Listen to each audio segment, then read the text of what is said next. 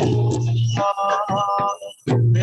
Krishna Hare Hare Hare Rama Hare Rama Rama Rama Hare Hare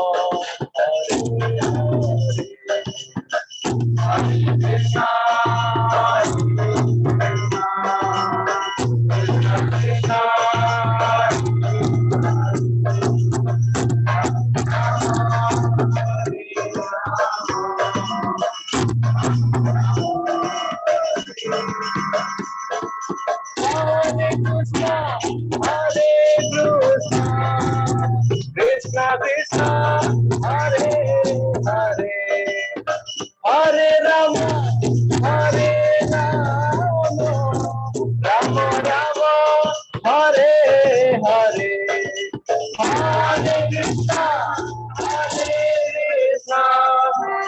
Krishna Krishna Hare Hare Hare Rama Hare Rama Rama Rama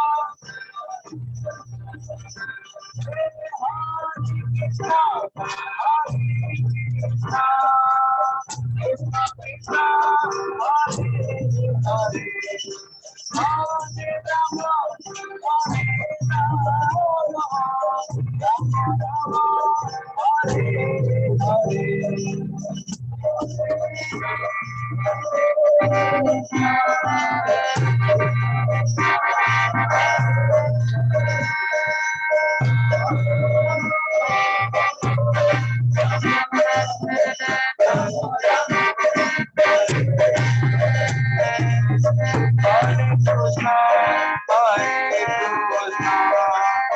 Krishna Krishna Hare Hare Hare Rama Hare Rama Rama Rama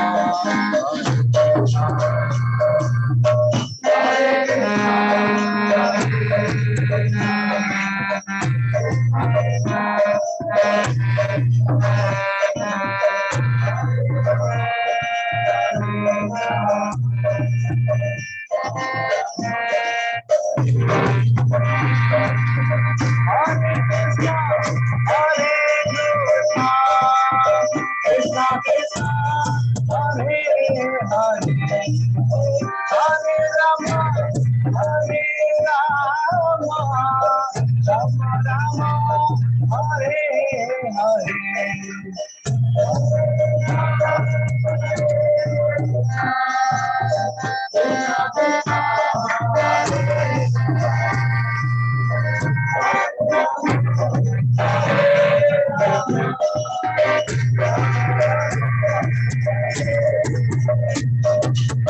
Hare Krishna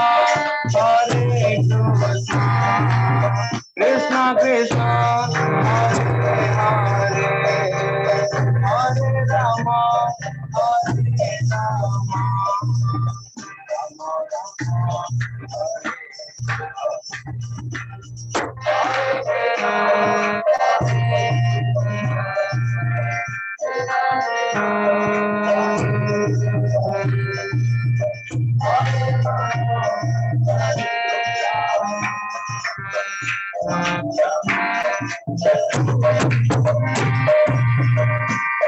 Hare Krishna Hare Krishna Krishna Krishna Hare Hare Hare Rama Hare Rama Rama Rama Hare Hare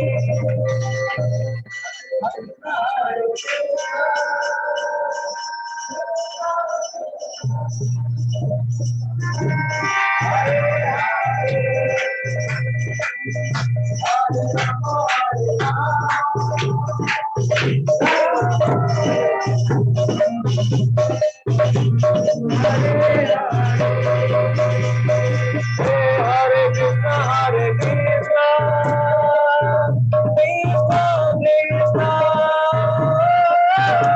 Hare Hare Hare Rama Hare Rama Rama Rama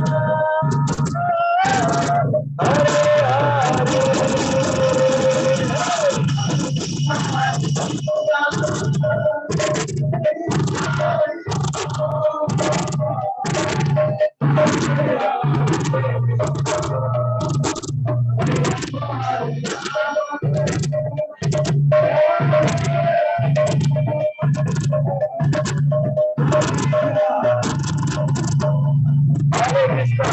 Krishna, Krishna Krishna, Hare Hare, Hare Ram, Ram Ram, Hare Hare,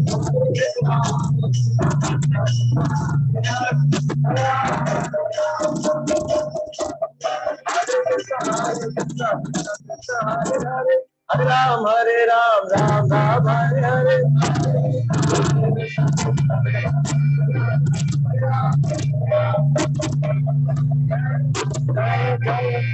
Jaya Jaya Prabhupada, Prabhupada, Jaya Jaya Prabhupada.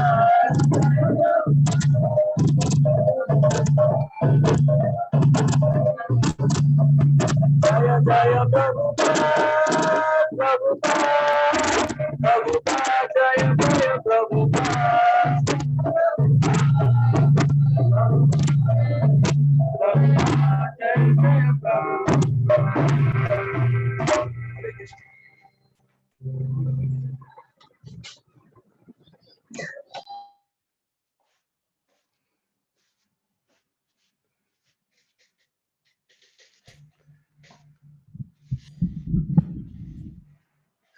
Hare Krishna. Haribol, Hare Krishna, Prabhuji. So nice to see you again. Nice to see you. It's a little hard to hear you. Maybe your mic could be closer or something. Volume. Is that okay now? It's about the same, maybe a little better. Maybe someone can hear you better than me, but I don't hear so well. Well, let's give it a go like this because I'm using Bluetooth headphones. Yeah, it's really, really soft.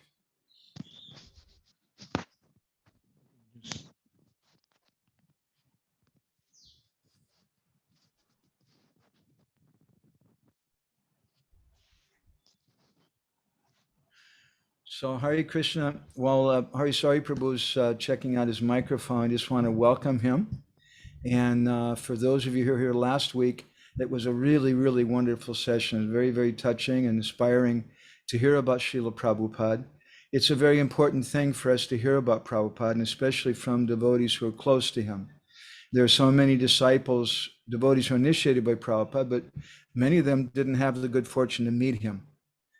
But for me, if I can sit down and hear something from Hari Sari Prabhu or Jamuna or Brahmananda Prabhu, who are both unfortunately gone now, that was such an amazing thing. I mean, everybody's dedicated to Prabhupada, but to hear things from devotees who are personally with him, that's very important. And it's not, please devotees, don't just think this is just some nice stories, something entertaining or something like that. But we need to hear about Srila Prabhupada because we need to hear about his vision and what he wanted from us, because we want to get his mercy. And so that's why I'm so happy to have Hari Sari Prabhu here. Is your mic doing any better? Can we try now? Can you hear me okay now? It's like you're whispering. It's really, really hard to hear you. I don't know what to say. I'm afraid other devotees will have a hard time. Tukaram, can you hear him okay? Amritesh Gaur, are you there? Is anybody alive? Krishna. Now I can hear you much better. I don't know when that happened, but anyway. Okay, maybe I just turned up my volume. that helps some. So, Can all the other devotees hear? Will somebody say something? Thumbs up, thumbs down. Ramananda Krishna Prabhu. Can you hear him okay? Well, Yes. some of them, they're all on mute. Yeah, you're all on mute. Yes, Prabhuji, sound is very clear. Sound is Okay, very clear. Yes. That's All great. right, very good. So just one last little comment again at Hari Sari Prabhu, for those of you who don't know, I mean, he's such a famous person, but he was served as Srila Prabhupada's personal servant for several years and traveled with him all over the world. And one thing that's very unique about his relationship with Prabhupada, which he was sharing with us last week, was his exercise in making diaries, which, as he commented, Tamal Krishna Maharaj made a diary, which Hari Sari Prabhu encouraged him to do. And he was reluctant to do it first, but fortunately for all of us, he went ahead and did. And I don't know, maybe Sat Swarup Maharaj kept some diaries or something. He's a Yeah, writer. he's the only other one that I know of that was Yeah, keeping. it's very, very few. So it's such a wonderful opportunity. And the devotees, I don't know, you speak about whatever you like to speak about, but they were hoping you might say something about Srila Prabhupada's last days, which is a pretty heart-wrenching topic. But whatever you feel inspired for, Prabhu, we're just so privileged and lucky and happy to have you with us. Thank you very much. I'm very happy to be here. Just on that point about other people keeping diaries, Shruti Rupa also, she was cooking for Prabhupada on numerous occasions, and she was in the habit of writing down every detail of how to make these preparations that Prabhupada was asking for. So it's like a cook's diary. But apart from that, I don't know of anybody else that, kept extensive notes. But still, anyway, Prabhupada is probably the most recorded and quoted acharya in history due to the modern conveniences for digital, photographing and recording, and so no excuses on our part. We have to get everything down and make it available before we're all leave and go to our next preaching destination. At least I hope that. As far as Prabhupada and the last 6 weeks in Vrindavan, it is difficult actually to talk about that. I think I mentioned in last week's session that I kept a diary for that last 6 weeks, like a separate diary, and that's going to come out in probably about a month as in a book form. I've been working on that for the last, 6 months or a year, and it's about 280 pages. It'll be very similar in appearance to TKG's diary. So I wanted to get that out. And that deals with the last, 6 weeks there in October 77. Actually, this morning I was just looking at some of the Prabhupada memories, and Srinathji, who left his body a couple of years ago, but he was a big rich industrialist. He was saying how for 7 years he was always challenging Srila Prabhupada, and he was very skeptical. But then when Prabhupada made the decision to go back to Vrindavan at the end of September, then Nathji, he lent the devotees he lent the use of his car. He had one of these real big American Dodge cars, and he was asked to drive Prabhupada to the Bombay railway station. So he gives the really nice description there, and then he says as the train was pulling away, he offered his dandabats and told Prabhupada, "I surrender." And he said Prabhupada was very happy with that. It took him a while, but he got there. So maybe I should go back a little bit. Well, I can either do this or I can refer to my diary for Prabhupada's one and only visit to Jagannath Puri, at least during the ISKCON era. So I don't know whether you'd be interested to hear that, or they kind of flow on. It's just Yeah. Tukaram, but would you have any comments? I mean, Puri also means Bhubaneswar too. There's photos I have of Hari Sari Prabhu with Srila Prabhupada and Bhubaneswar. What do you think, Tukaram? Yes, Guruji. Bhubaneswar and Puri visit, and then again we'll have one session with Harishwari Prabhu for next diary. We'll see if he agrees with that. I don't mind. They won't let you go. Well, okay, let's do that then. I'll just pull up on my screen here. All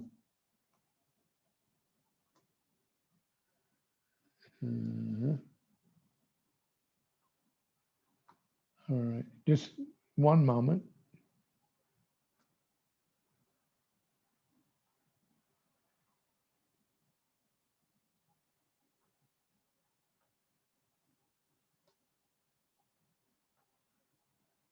Okay. All right. So in January 1977, Prabhupada attended the Kumbh Mela in Allahabad. That was like right in mid-January. And after that, then he traveled by train to Calcutta, and from Calcutta on January 16th evening,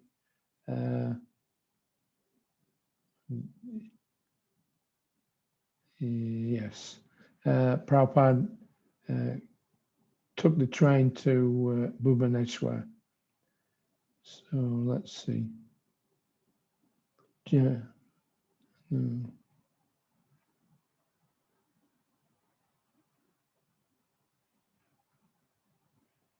All right, here we go.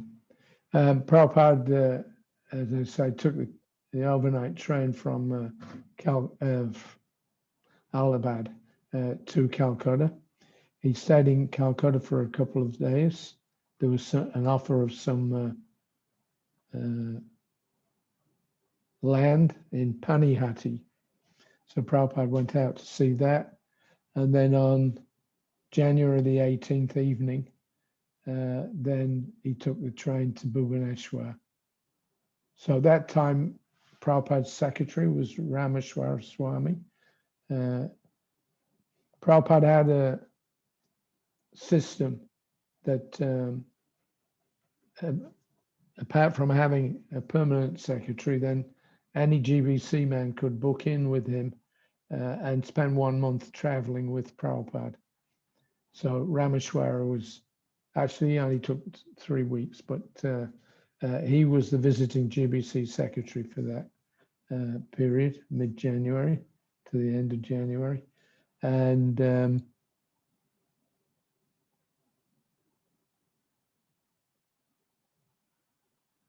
he spent the whole night practically up with Srila Prabhupada on the train, talking about different aspects of, the Krishna consciousness movement. At one point, he made that famous statement that history will mark this period when the Krishna consciousness movement saved the world. So I actually heard him say that. I was in the cabin with him and Rameshwara, but mainly I slept because I knew that I had a lot of service to do the next day. But Rameshwara was there, so to speak, pumping Srila Prabhupada for comments about Krishna conscious governments and what that means. And so it was very interesting. Anyway, so we traveled down from Calcutta to Bhubaneswar. We arrived at 7:30 a.m. and we were met by Bhavananda and Govinda Maharajas, who drove overnight in Prabhupada's car so that he had some transport whilst he is here. So Prabhupada had previously, the year before, been given a brand new Mercedes, which Pushta Krishna Swami, he had traveled to Germany, bought the Mercedes, and then he and a devotee called Rita from South Africa, they drove all the way from Germany to the Mayapur festival.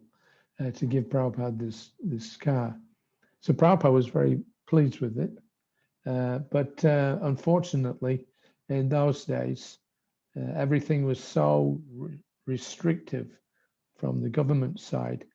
Anybody that wanted to bring in a foreign car, they had to pay 200% of the value of the car just to bring it into India.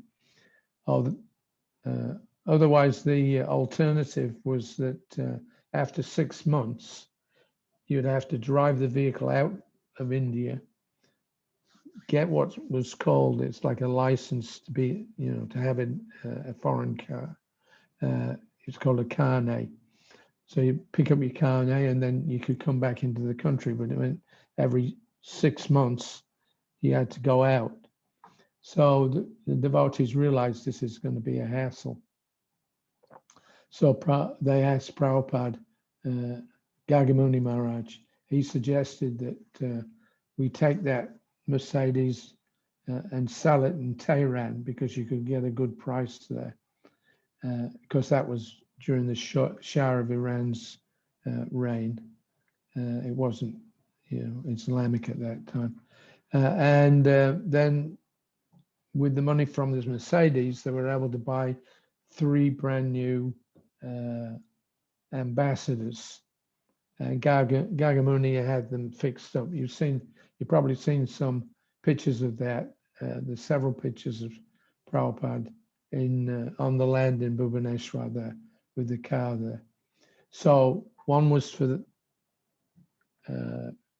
Mayapur, Calcutta, that vicinity. The second car was kept in Vrindavan for around Delhi and that area. And then the third vehicle was kept in Bombay. So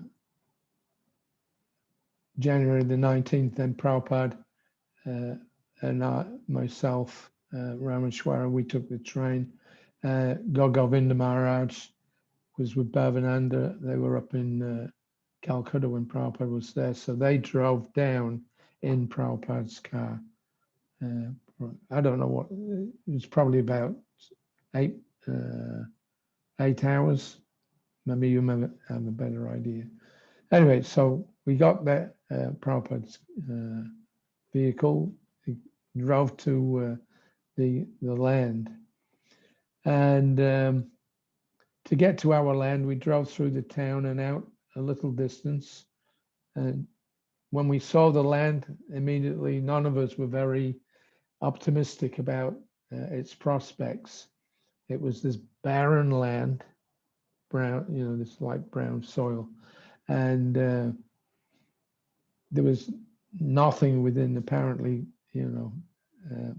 miles of the place. That whole area there seemed to be a little distant from the center of town. And of course, we all knew that we're not so far away from Jagannath Puri. And there was a sentiment that it would be better to get the land or get something and build something in Jagannath Puri. Bhubaneswar, at least we Westerners had never heard of the place before, practically. And so when we got there, we saw it was devoid of any facility. There was just like a temporary bathroom and shower area for Prabhupada. There was a small brick building with 2 rooms. Prabhupada was staying in the one nearest to the highway, and we servants were staying next door to his room. And then there was a couple of tents that had been set up by devotees that they had been in Allahabad, and then when Prabhupada left there, so they came over to Bhubaneswar also. So Guru Kripa Swami and his what we called the Namhata party, they used to collect funds in Japan, a lot of funds. Guru Kripa gave Prabhupada hundreds of thousands of dollars that they collected in Japan. Hari Sai, So Bhakti Yeah. Rupa who told me, just to interject a comment real quick, Bhakti Rupa went to the bank or something today and he ran into Guru Kripa. He's here in Jagannath Puri right now. Oh, really? My obeisance is back to Rupa Prabhu. Anyway, so they were all there.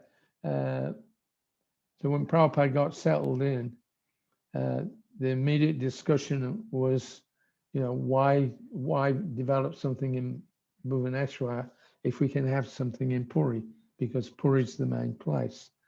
So Prabhupada agreed to let Gargamuni go to Puri and find out what kind of prospects there were for buying land and building our own temple there. He said, if we can build there, then we don't have to do that anywhere else. But at the same time, he said, I think that this place, the Bhubaneswar place, this is in a very good location. It's, and what did he say? He said it's vicinity to the National Highway number 5 would make it an important place. So Prabhupada was seeing something that we weren't, because Govinda Maharaj needed the encouragement from Srila Prabhupada. He had, some months before, he had written to Srila Prabhupada saying that he was in Bhubaneswar on the land. But he said, I can't understand why we're here.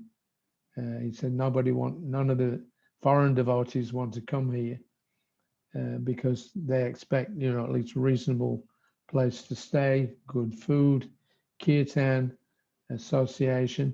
He said, none of which I can offer, apart from myself and one or two others. Nobody wants to stay here. So he was lamenting, and he asked Prabhupada, can you send somebody, to help me? And Prabhupada wrote back, he said, actually, this is Lord Chaitanya's movement to be alone. He said when Lord Chaitanya was out touring, he went by himself or just one servant. So that way then Prabhupada really wanted Govinda Maharaj, to stay there. He wanted something to be built. Later on, Govinda Maharaj came to the Allahabad Kumbh Mela.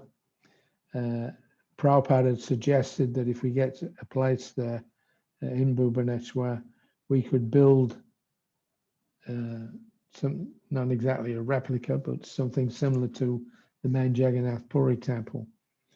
So he told Maharaj that it depends on the funding, but he was willing to discuss it.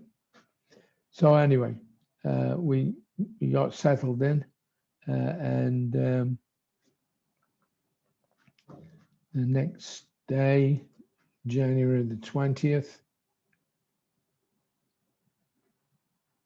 let's see.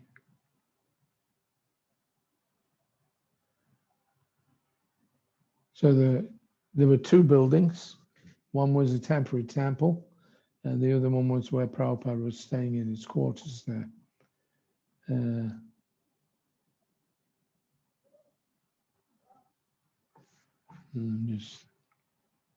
going to skip a few things here. Prabhupada had previously told Govinda Maharaj that he was willing to come, but only if he got electricity installed. He said otherwise he can't do his translation work in the evenings. So Govinda Maharaj had immediately gone back to Bhubaneswar and applied for the electric connection. He got that 2 days before Prabhupada arrived. Okay. So another reason why Prabhupada came there actually was because somebody 2 months before had brought like a 20-gallon tank of water from the Bindu Sarovar lake, which was said to give, health-giving properties. So Prabhupada had tried it when he was in Vrindavan. He liked it. He thought that the water was having some good effect on his digestion.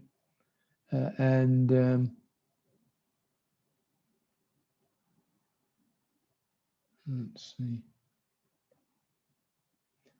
So he thought, if I go to BHUBANESWAR, he can try, the water every day and see if it has any positive effect. And Prabhupada's rooms were actually furnished with an almirah, a table, a cotton mattress, a bed, which had been brought from the Kumbh Mela. They'd been purchased in Allahabad for the stay there at the festival. And then when Prabhupada left, the devotees brought with them all the furniture items that we purchased for the Kumbh Mela. So that was all installed. And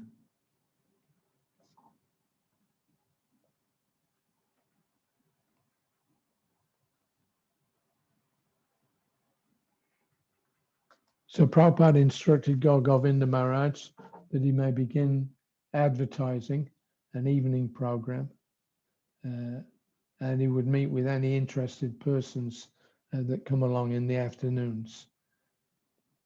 So he wants to lecture in the evening and have prasadam distribution. Today, being the first day, was very quiet and practically no one came, and Prabhupada had a restful night. So in the afternoon, Gagamuni came from Gopalpur with his men in the van. He's been recuperating there after becoming very ill in the north. So Prabhupada approved his taking a couple of weeks off. He said, yes, you must look after your health and keep it nice. Otherwise, how will you do your service? So they talked for some time about the land here in BBSR and the possibility of getting some in Puri.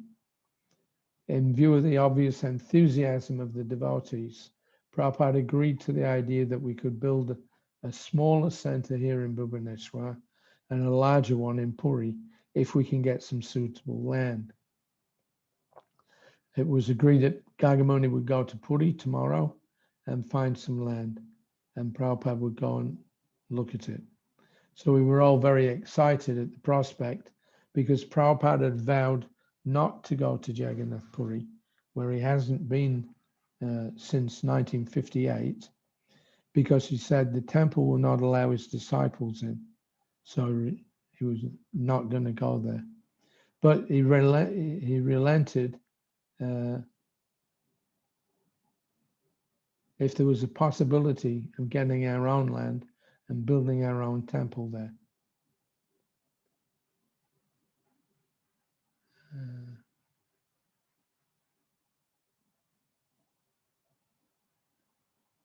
So in the evening, when Prabhupada went to take rest, I went to massage him. I had to evict several frogs, which were jumping around all over the place.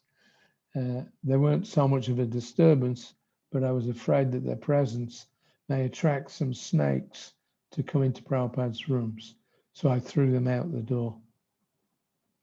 And for the first time since leaving Bombay on the 11th of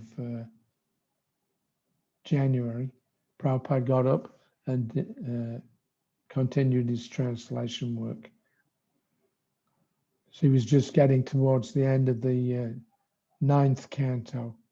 And later on in the month, I think on the 29th of January, then Prabhupada completed the 9th canto. I remember Pradyumna, Prabhupada's editor, he was with us sleeping in the compartment next to Prabhupada, and he stayed up all night just so that he could hear Prabhupada begin the 10th canto translations. So January the 21st, it was another quiet day. Prabhupada followed his regular route. and he decided he wants to walk.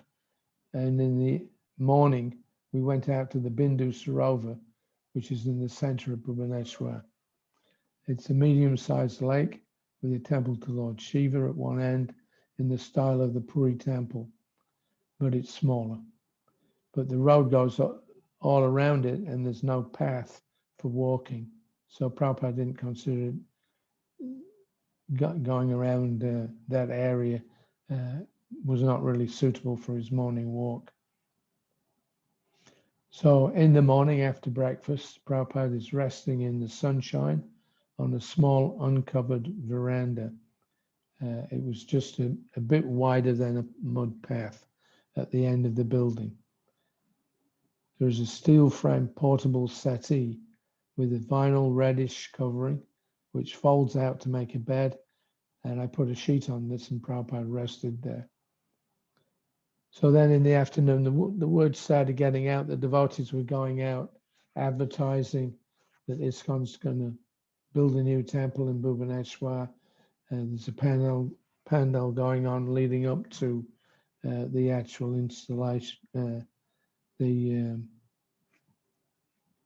not installation, foundation stone ceremony. So in the evening, a few people started coming along for darshan. So at one point, there was one gentleman there, he said, well, actually, what is God? So Prabhupada was astonished. He said, what is this? You are from India and you do not know what is God? This is the degradation of Kali Yuga. He sharply criticized the man that he's taken his birth in India, but he does not know who is God. Prabhupada explained that this is the special prerogative of the Indian people, that they must know who God is. January 22nd. If anybody has any questions, feel free to interrupt me. During his massage this morning, Prabhupada was being questioned by Rameshwara on various points. He asked if a world government was actually possible. And Prabhupada said, oh yes, and it will be united under the flag of Lord Chaitanya Mahaprabhu. And whether there would be a world war, that was a big concern in those days. Actually, it's still a concern now. But Prabhupada said actually a war between the Americans and the Russians could be avoided if both parties took to Krishna consciousness. But he conceded that it's not very likely to happen. He said that if the American government became Krishna conscious, and then if the Russians refuse, then they should be forced to go to accept Krishna consciousness, and thus rid the world of communism and atheism. Prabhupada could be very strong. There's another side to the Krishna consciousness movement that Prabhupada never generally didn't talk about in public. As he pointed out, Arjuna, Hanuman, they're also Vaishnavas, but they had to fight wars. So if you want to change human society, generally it's not done without considerable acrimony and belligerence. Anyway, Prabhupada said if the two countries could become Krishna conscious, then there'd be no problem.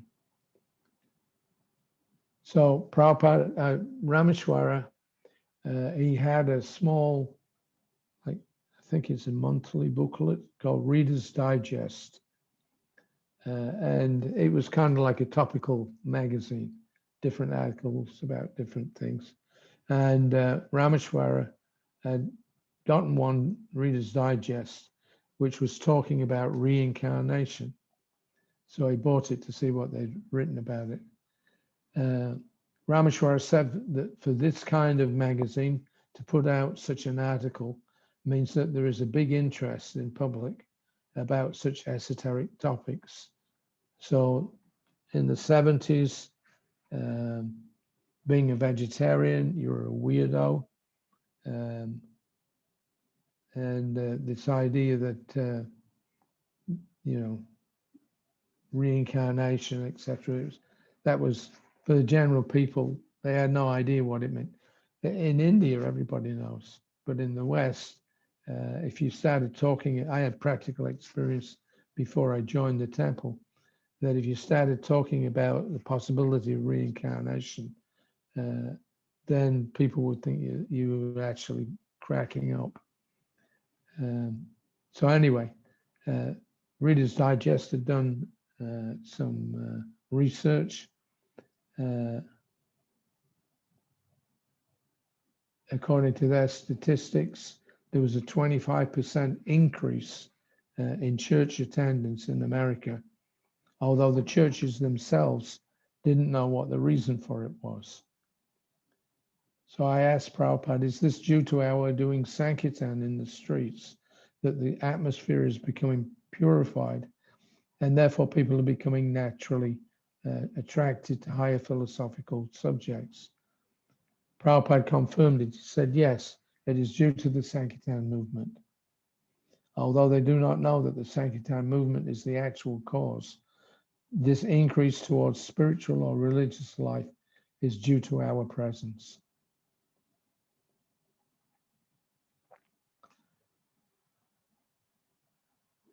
So Brahmananda, Guru Kripa and his men, and Satsvarup Maharaj, who was come to be the next secretary, all arrived today.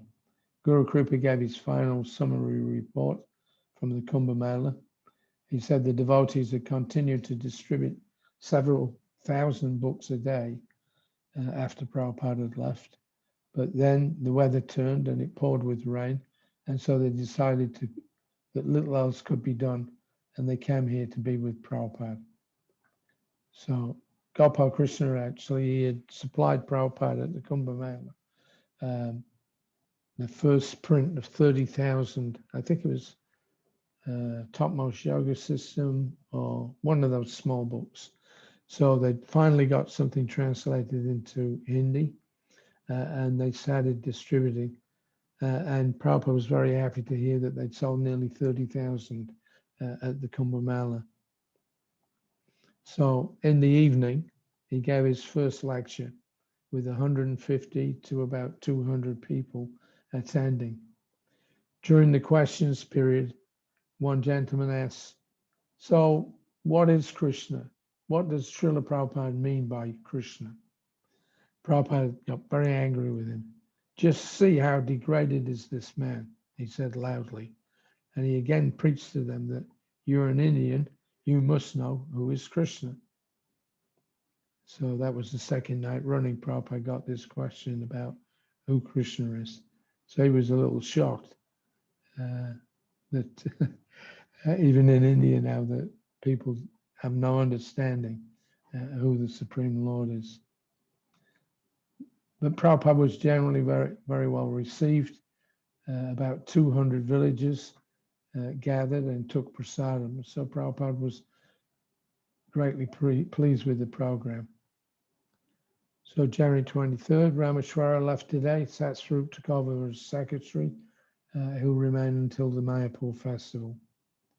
Prabhupada took his walk at Bindu Sarovar again, but it's not such a good spot for this.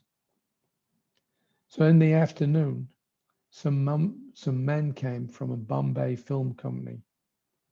They wanted darshan, and then they began telling Srila Prabhupada how they are making a film of Krishna's Leela with the gopis.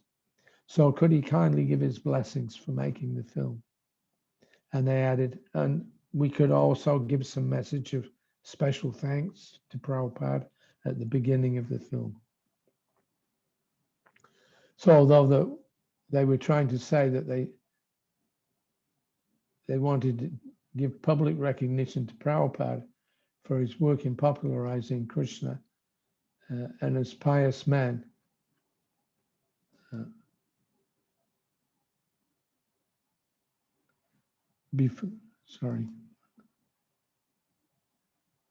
before starting out on their endeavor, they were feeling that it required his blessings to be successful. Actually, what they were really saying was that they wanted to use Prabhupada's name because it was a popular item at that time. So they wanted to use Prabhupada's name to sell their film. They wanted to advertise this film is authorized by Bhaktivedanta Swami of the Hare Krishna Hare Ram movement, so it is authentic. Perhaps anyone else who is interested in name and fame would have been flattered at the thought of having a film with their name on it. And no doubt these men thought that Prabhupada was just such an ordinary person, but they were to be disappointed. Rather than be flattered, Prabhupada immediately began to condemn the idea of showing the Gopi Leelas with Krishna because they are very confidential subject matters which cannot be understood by the common man. It's only for the bhaktas, Prabhupada said, the devotees. So being very eager and having come from Bombay for their purpose, they tried the reasonable argument. But Swamiji, everybody is a bhakta in India, they said smilingly. The Prabhupada said, well, you say everyone is a Krishna bhakta, but this man in the night time, he was asking, so who is Krishna? So everybody is not a Krishna bhakta. And he told them not to jump over immediately to these subjects. He told them, why not make a film of the first canto of the Srimad Bhagavatam? And in this fashion, gradually up through the whole Bhagavatam before coming to the 10th cantos. So the conversation went back and forth. The men were determined to show how one way or another, they wanted to get some kind of agreement for their project or endorsement for their project. But Prabhupada was more determined to hold his line, and eventually they left without getting their endorsement. So that's, Prabhupada was always aware of people trying to put one over you, as they say in English. These men had come, they wanted to be able to put Prabhupada's name on their film, thinking that that would increase interest and make people think that what they were doing was authorized. So Prabhupada didn't fall for their trick. So again, a nice program in the evening with good attendance.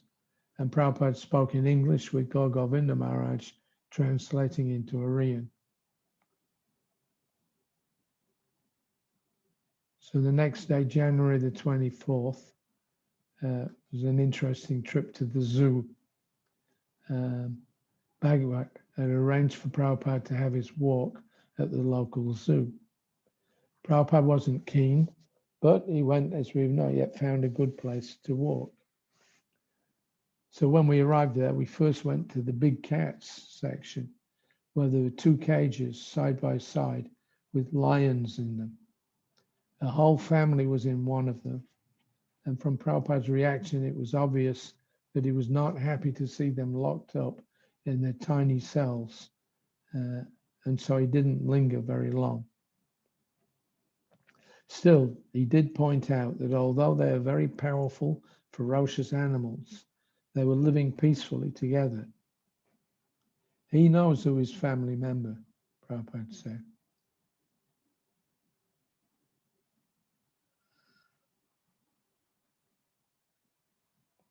I lost my place, just hang on.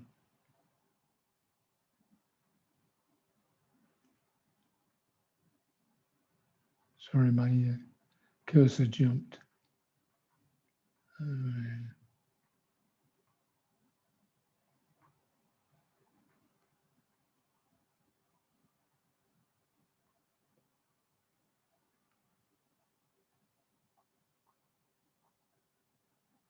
Here we go. All right, so a whole family was in one cage, small cage. And from Prabhupada's reaction, it was obvious that he was not so happy to see them locked up in their tiny cells, and he didn't linger very long. Still, he did point out that although they are very powerful, ferocious animals, they were living peacefully together. So he knows who is family member, and they do not fight, Prabhupada told us. At that moment, the keeper came and threw in a freshly butchered goat for them to eat. And they all began to chew it up and eat. So as soon as the meat is thrown, Prabhupada said, immediately they will eat, but they're not attacking and eating each other. His point was that his point was one that he has often made, that all living beings are spirit souls and are sentient. They're not simply chemical combinations thrown together by evolution. Even in lower species, this consciousness is evident, but it's simply covered. So as he made his observations and the devotees gathered around to hear him, Guru Kripa and one or two of his men were at the other cage trying to provoke one of the lions to make it snarl. When it did finally become annoyed, Prabhupada's attention was suddenly called. He said quite sharply, "Do not tease." And then he added as he walked away, "After all, he is a lion." Prabhupada is respectful to all living beings, and because of his compassion, he did not like to see them taken advantage of unfairly just because they're in a bad situation. So after that, he completed his walk around the zoo, and we drove back to our land. As the car neared the temple, Prabhupada asked us, "So, what is the lesson from this visit to the zoo?" Getting no reply, he said, "The lesson is that the lion is a prisoner. Therefore, no matter how strong one may be, there is always some greater control." Later in the morning, Prabhupada was chatting, and Prabhupada was mentioning about one Sahajiya. We were talking about this Prakriti Sahajiya mood. So Prabhupada began to talk about Ramakrishna and said that although he was the most degraded person, he was advertising himself to be very elevated spiritually. In his earlier life, he had been a great debauchee and an embarrassment to his family.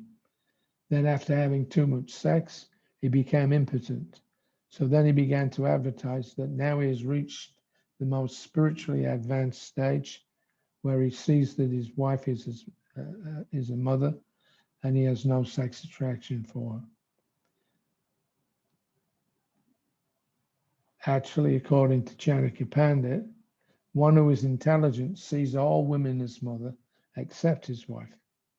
So he concocted a philosophy, Prabhupada said, Yatamat Tatupat. Whatever path you take, it's all the same. And he began to advertise, "Now I'm taking the path of a Hindu." And sometimes he would claim, "Now I'm taking the path of a Muslim." And even sometimes that, "Now I'm taking the path of a woman." And thus he claimed that he was experiencing different paths, but the goal was the same. Therefore, it's all one. No matter what you do, it's all the same. He even went so far as to start eating meat, foolishly claiming that he was now following the path of the Muslim. So Prabhupada said he was such a rascal. So this is Sahajiya, everything very cheap. He also mentioned one Ramdas, Radharaman, what's his name? Radharaman Charandas Babaji. Same thing, Prakriti Sahaja. He had introduced the chanting of Nitai Gaur Radhisham, Hare Krishna, Hare Ram, and he had also posed himself as being one of the gopis with his sakhis or friends. So Prabhupada was quite disgusted with these bogus philosophies.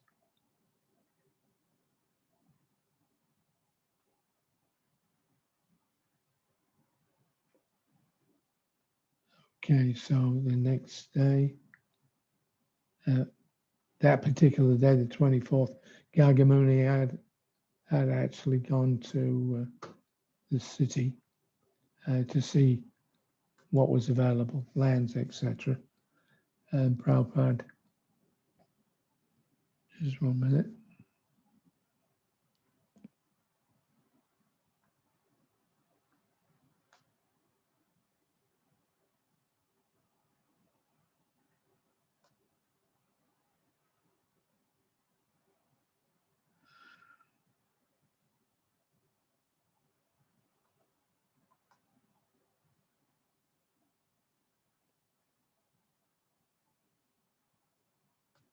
Just bear with me. All right. Yeah, 24th evening, Gargamuni came back from Puri, and Prabhupada will visit in the morning.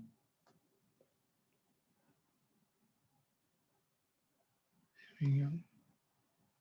So this morning, 25th January 1977, Prabhupada went by car to visit Jagannath Puri. We went early in the morning and it took about an hour to get there. First, we went to a house where Gargamuni had been, that Gargamuni had observed. It was a large building on a beachfront plot, which was very deteriorated from the weather. Nearby, he also showed Prabhupada a house where he had stayed, Gargamuni, which belonged to a life member. And he suggested that in the future, Prabhupada could also come and stay there. Being close to the beach, Prabhupada decided to walk along the seashore. As he walked along the beach, he pointed to the waves, and he recalled that how in 1920 he had been present there in this same area.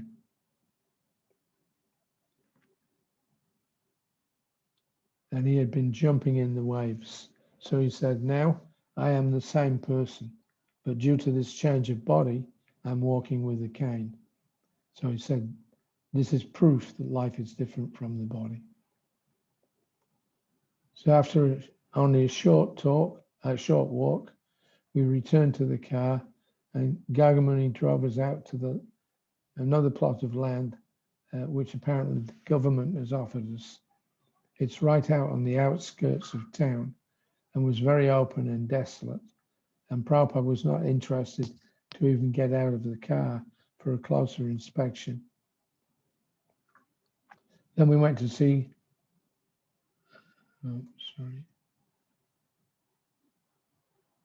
we went to see some other properties on the other side of town.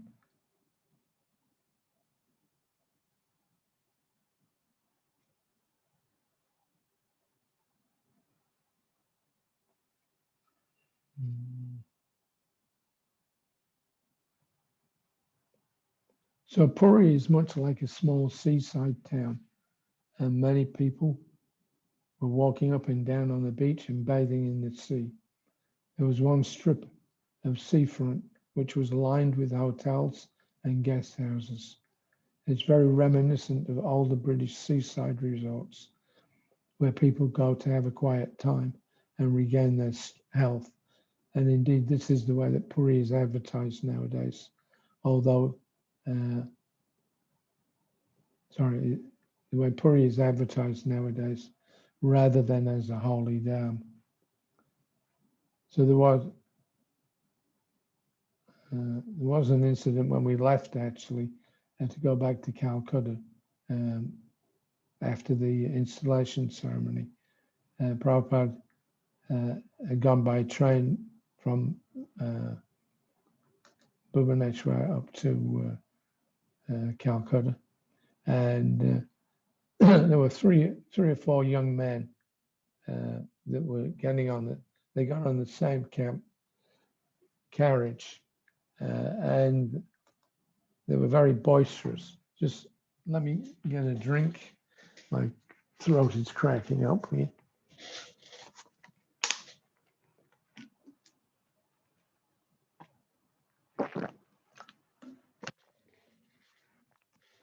So these men were all drunk, it was an overnight train trip, and well into the night, these men were laughing and shouting and joking. And Prabhupada noted, he said, they're all doctors. Oh, Dr. Mukherjee, Dr. Banerjee, like that. They were addressing each other. So again, Prabhupada said this is the degradation of Kali Yuga.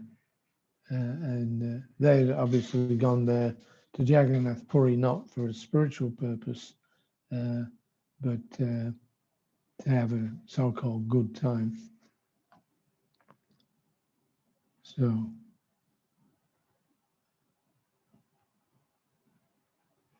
we saw 1 or 2 more plots in this area. Then we went to the other outskirts and saw some more land there.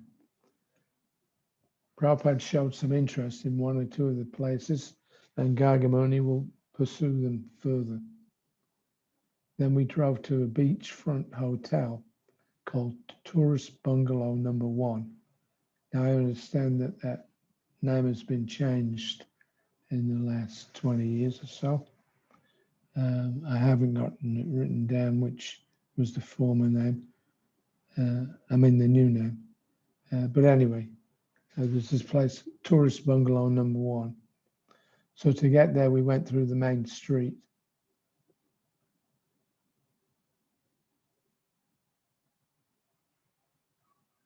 Where the wrath carts are drawn annually. I was surprised to see how wide it is. And at one end, there's the famous Gundicha temple, where the lordship stayed for a week before returning to the temple. As we went, Prabhupada pointed out to us the house where Srila Bhaktisiddhanta Saraswati was born. At the hotel, Prabhupada was given a room at the end of the first floor veranda. So that's ground and then first floor. Myself and Sat Swarup Maharaj camped out in front of Prabhupada's door on the veranda itself. Gargamuni and Guru Kripa and their men got rooms elsewhere. So Prabhupada took some breakfast and rested, and later I massaged him inside this room. So Prabhupada had a visit from one of his godbrothers, Dr. Shyama Sundar, from the Purushottam Gaudiya Mat. He has occasionally been sending small boxes of Jagannath prasadam to Prabhupada through the mail, and he's very nice and friendly. He came on Prabhupada's invitation, and they spoke for some time. Then another man, Sri Sava Shiva Rat. Is that correct? Sava Shiva Rat? Or should it be Sada Shiva Rat? I think it's Sada. Sada? Sada. S-A-D-A? Yeah. Okay, I have got Sri Savas. So he's one of the Jagannath Temple Pujari committee members. So he spoke with Prabhupada for some time, and they discussed about the possibility of our men getting into the temple. He promised to help wherever he could, and he also requested that Prabhupada attend a small pandal program the following morning, at which he is inaugurating a new book that he's publishing. So this man was friendly with the devotees. He'd heard that Prabhupada was coming. So again, he wanted to utilize or take advantage of that to advertise his book. But Prabhupada was cleverer than him, as you'll see in a minute.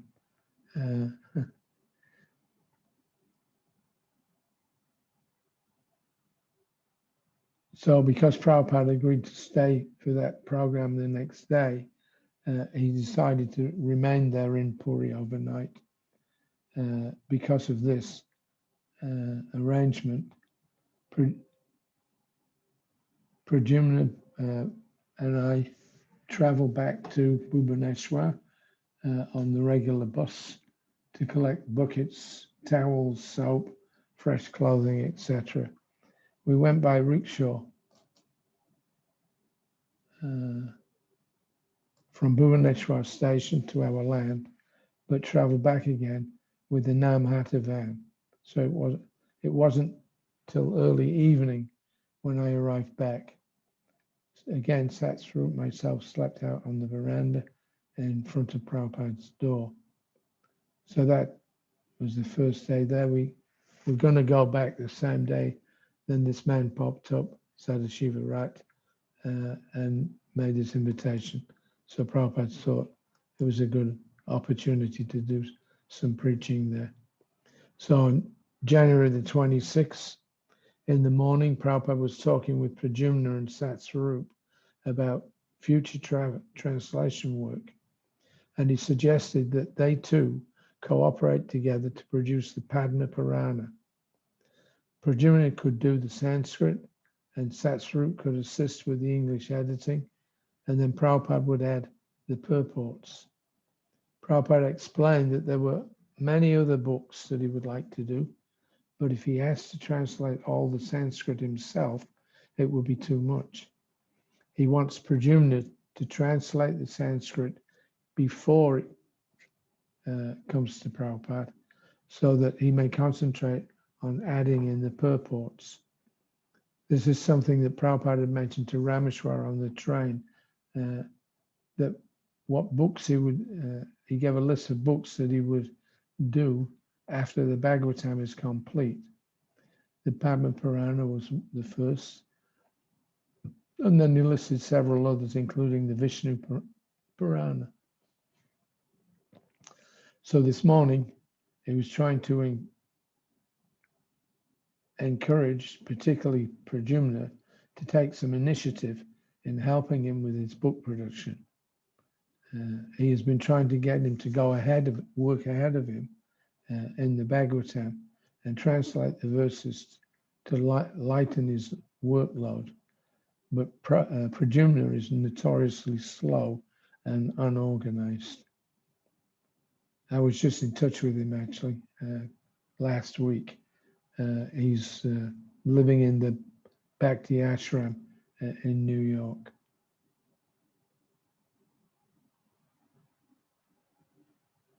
So Pradyumna was a pretty clever guy. He actually, when he joined Prabhupada in 1968, he had never formally taken any courses or, learning Sanskrit at school. Somehow or another, must be from his last life, he took up the translation work, Sanskrit into English, and he traveled, I think, from May 76 all the way through to October 77, that last period. Pradyumna and his wife, Arundhati, and their son, Aniruddha, they all were part of Prabhupada's traveling entourage in those last months. Okay, so Prabhupada had taken his breakfast and some rest.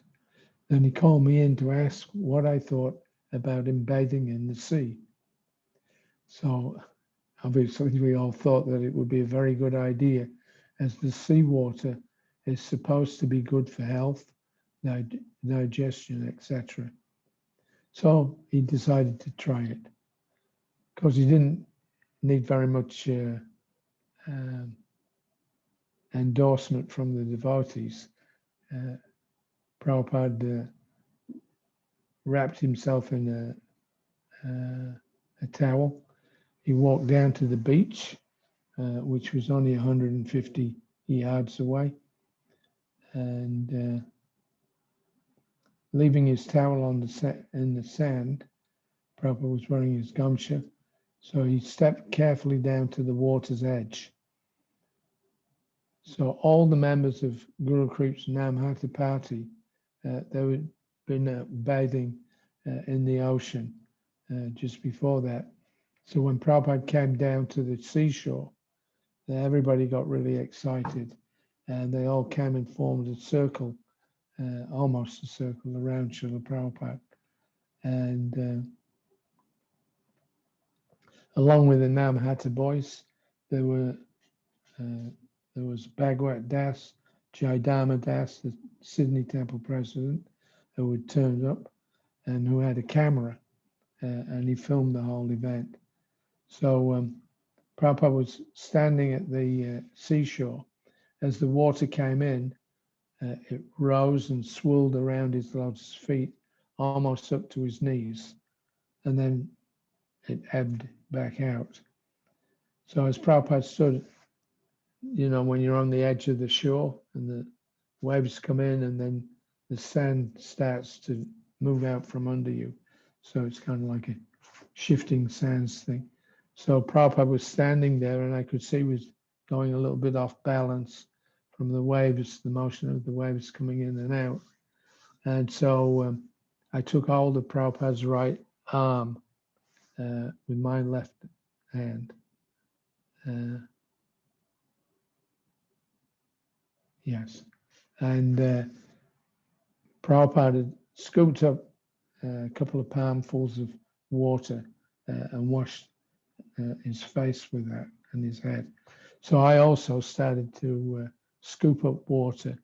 As the waves came in, I'd scoop some water up and put it on Prabhupada's transcendental body. So I began with his arm and then his chest and then his back. And then finally his head, washing off all the oil.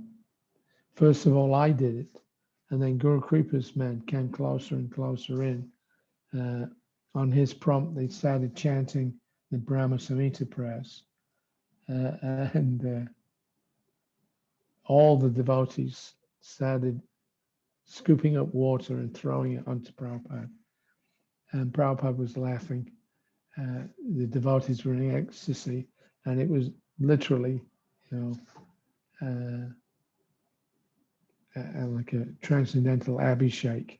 Everybody was, you know, very jubilant, pouring it Prabhupada's water on Prabhupada's body.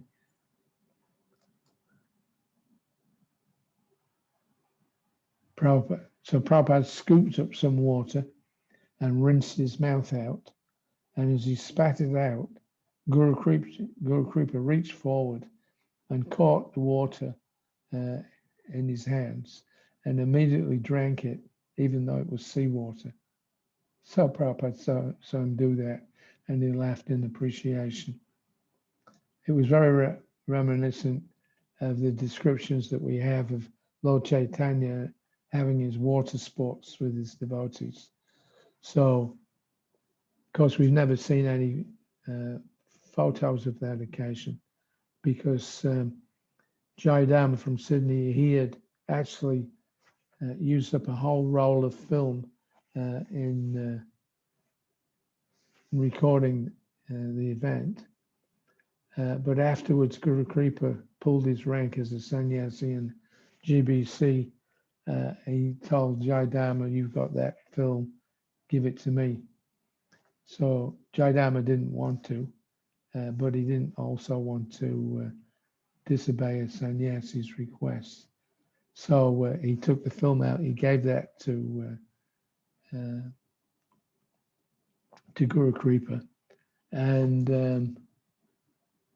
that was it. We never saw it. Jaidama never saw it again. And many years later, when I was working on this book, on my diary, I saw Guru Kripa and I asked him what had happened to the film of Prabhupada in bathing in Puri. And he denied that he'd ever had it to start with. But then finally, he admitted it. And apparently what had happened, he just put it in his suitcase. He was traveling, and somehow or another the film was dropped or left out or whatever. But that was the last we saw of it. That would have been a really nice episode. Anyway, so Prabhupada, after about 10 minutes of being in the water, came out and changed his cloth and then went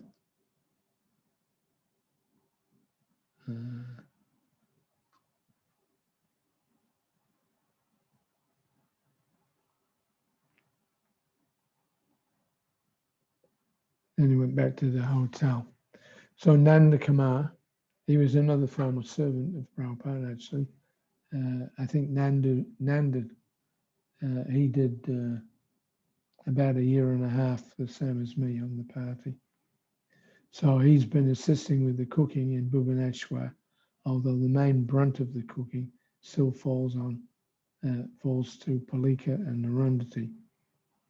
So in the afternoon, Sadashiva came, and Prabhupada asked him to chant the Jagannath Ashtakam, and he told me to record it. I don't know what's happened to that recording. It's probably still there in the archives in America. So afterwards, Prabhupada said that we should all learn to chant these prayers to Lord Jagannath. So he liked it very much.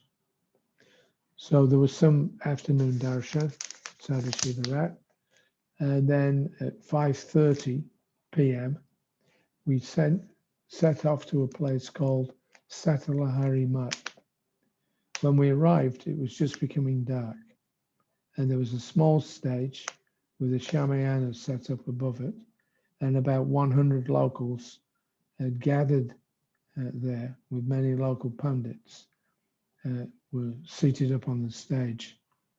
Prabhupada also got up on the stage at the front and sat on a mat that they offered him, and he had our men do kirtan for a short time. Then one or two of the occupants of the stage there spoke for a short while, and then Prabhupada was introduced.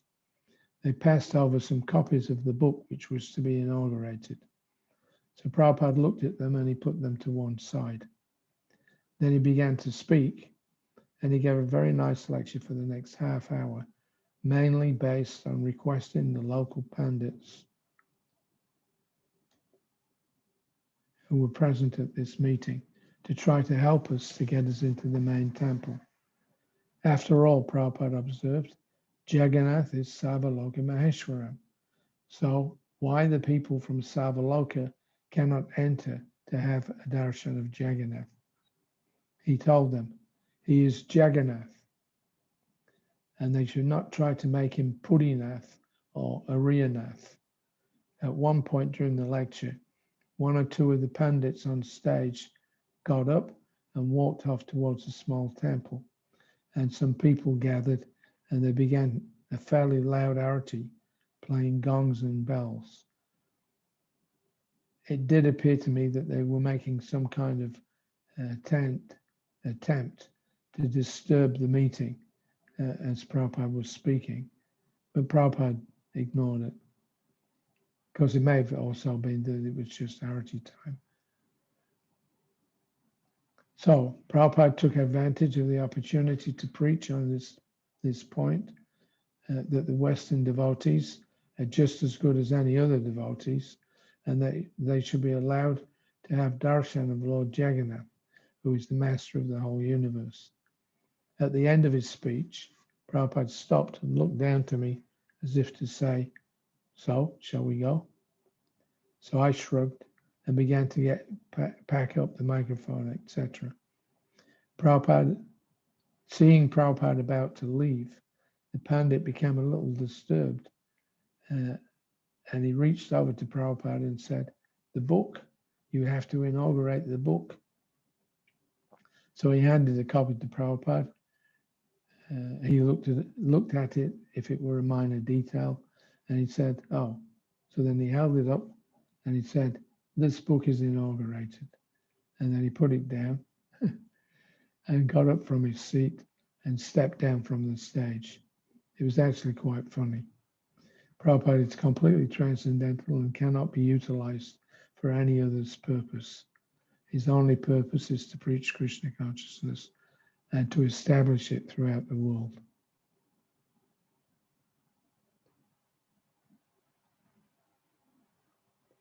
So as he got down from the stage, instead of going to the car, he walked off in the dark across the sandy open area, followed by all the devotees. And some 300 yards away, he came to a Gaudiya mat. We had to climb some steep steps, about 20 of them. So Prabhupada was carried up in a chair. And as Prabhupada came up onto the darshan mandap, the lights were put on. Evidently, they don't get many visitors and they're not well off. So the lights were not switched on except for one tiny 25 watt bulb above the deities. Once the lights were on, we had a very enthusiastic kirtan in front of the deities, and the local devotees were very appreciative. Prabhupada sat to one side in his chair, and he enjoyed his disciples singing for the Lord. So they had obviously not seen a Namhata kirtan before. The Namhat boys were bundles of passion. So when they got into a real kirtan, it really became frenetic at times. So after about 20 minutes, we returned to the car. Prabhupada had us drive to the Purushottam Gaudiya mat, where his friend Shama Sundar lives. When we got there, the place was practically deserted, and we noted that the deities had no garlands. Then Prabhupada sat for some time on a gadi on the floor of the kirtan hall in front of the temple, and all the devotees sat and had kirtan again. When Prabhupada decided to leave, he uncrossed his legs and placed his feet flat on the ground. He then started to raise himself up by using his stick as a support. Suddenly, when he was about halfway up, he hesitated and then fell back down to the mat. It was a great surprise for us, and yet another sign that Prabhupada's health is very quickly dwindling away. So I had to lift Prabhupada from under his armpits to a standing position, and Prabhupada walked out to his car without comment. We also noted that nobody is attending the mat here, and this is the general condition of many of the Gaudiya mats. So that was our business in Puri over with, and at 7:30 p.m. we set off for Bhubaneswar, and as we drove back, we passed through a small town called Shakshi Gopal, who is named after the famous deity mentioned in the Chaitanya Charitamrita. Is that the actual deity, or is that just Dhanavanan? That's the actual deity. That's the actual deity. Yes. Okay. Sorry, yes. The town is called, is named after the deity, Shakshi Gopal, who is resident here. Because of the desire of the devotees, Prabhupada agreed to visit the deity for darshan. So previously, Guru Kripa and his men had been there and had some difficulty with the pujaris. They had initially not wanted our men to come in, but then they had relented. So that was in the morning. Then when Guru Kripa and his men went back again later on, then they were stopped from entering altogether. So now Prabhupada's come in his car, and as we drove in under the big sign over the entrance, I noted that it said that this is the Shakshi Gopal temple, and no admittance fee, no admissions fee is being charged. So I thought, well, if there's no fee, then why bother even advertising it? Why not just allow people to come in and without saying, oh, we're not charging? So it means that the pujaris were money conscious. So anyway, we got out. We proceeded down the left-hand side of the raised darshan area, which led to the end where the deity room was. And then we began to make our ascent up the side staircase to the deity room viewing area. As we mounted the first steps, a number of men appeared at the top, clearly bent on intimidating us not to come any further. First, they tried to tell us that we should go to another side temple for darshan, where the Utsav notices were being kept. But we insisted, no, Shakshi Gopal is this way, and we made to come up the steps. Then one or two of them drew out large bamboo poles across their fronts to block us. So they actually took out some lathis and they held them like this. The whole situation was becoming a little bit heated. So we were shocked that they were daring to do this in front of Srila Prabhupada. And the whole situation became very tense. Guru Kripa and his men began to move forward to protest, because as far as we were concerned, it was Prabhupada who was coming for the darshan, and it was Prabhupada who was being checked. Then another senior man appeared at the top, and seeing Prabhupada in the crowd there, he immediately dispersed his fellow pujaris, and he allowed us to come up, thus avoiding any confrontation. So it was very distasteful. So Prabhupada was allowed to walk right into the deity room, and a few of us, myself, Guru Kripa, Gopal Krishna, whoever could fit in, also squeezed in. And we found ourselves standing only 1 or 2 feet from the beautiful, majestic, 6-foot-high form of Shakshi Gopal. Even though the floor was covered with pools of water, Prabhupada got down and offered us obeisances, and we followed him. After standing for a half minute, having a darshan, he then turned so that he could go out. So he was immediately crowded by the temple pujaris. So they wouldn't move to let Prabhupada go. So Guru Kripa told them that they were now expecting some money. So he handed a 50 rupee note. Guru Kripa handed a 50 rupee note to Prabhupada to give to the men. Actually, I was surprised at the amount, as Prabhupada would never normally give such a large donation for this kind of thing. Normally, Prabhupada would give 2 rupees, 5 rupees. So he gave 50 rupees. It was a lot of money, at least in those days. However, Prabhupada passed over the note to an outstretched hand, and as he did so, several men in the back strained over to see over their comrades' shoulders to see how much money Prabhupada had given them.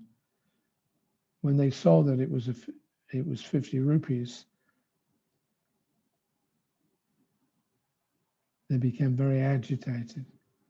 They demanded, 50? It's only 50? We want 150. So we were still in the deity room. And Prabhupada didn't stop to discuss, and he walked right out and proceeded back to the car, followed by us, and then followed by the pujaris demanding more money. So Prabhupada walked steadily without giving them any recognition. As we came into the courtyard, another man came from the front, and he offered us some maha prasadam in the form of some large laddu balls. However, after giving a small amount to Prabhupada, he began breaking off the tiniest of pieces, and after dropping them into our open palms, he also began demanding his payment. We ignored him and climbed into the car after Prabhupada, and thus we drove off. 1 or 2 of them continued. They were so shameless that they continued to pursue the car as we went out through the entrance and back on our way to Bhubaneswar, and they were still shouting for their 100 rupees more. So the whole thing was a very unpleasant experience. Prabhupada's only comment was, the Shakshi Gopal deity is not properly dressed. So from this, he indicated that the deity was simply being used by the pujaris to make a living, but they had no actual concern for his transcendental personality. So finally, we arrived back in Bhubaneswar at 9:30.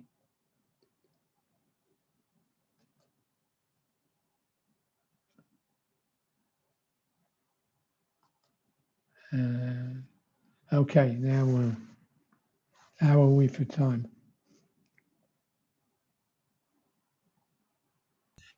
Whenever you like.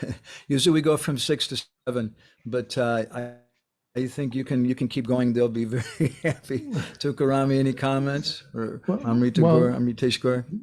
The next section, it's not too long, a little bit long, is Yeah. installation on Nityananda Trayodasi. So if you want, I can read that.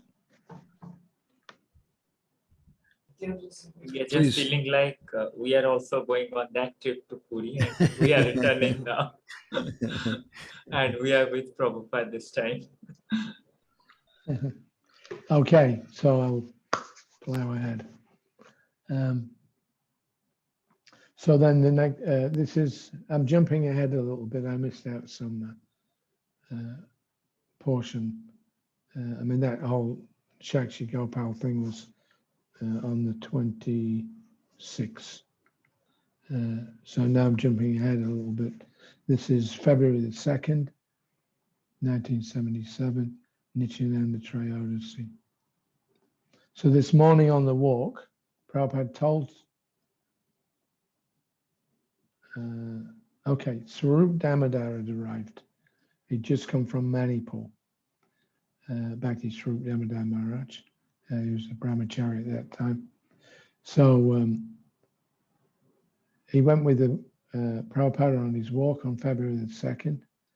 And Prabhupada told Swarup Damodar that he should be made the GBC for science at the upcoming GBC meeting in Mayapur. And he repeated this again several times.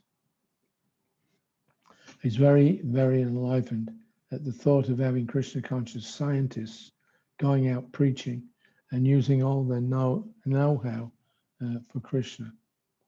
One complaint, however, is that a recent article on science in the back BTG was not accurate, and Prabhupada agreed that the standard of presentation must be very high.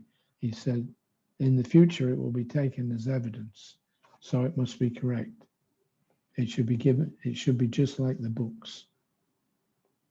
So after walking in the park, Prabhupada returned and gave an excellent lecture on Nityananda Prabhu's appearance, and he had Guru Kripa Maharaj sing Nitai Padakamala before he began speaking.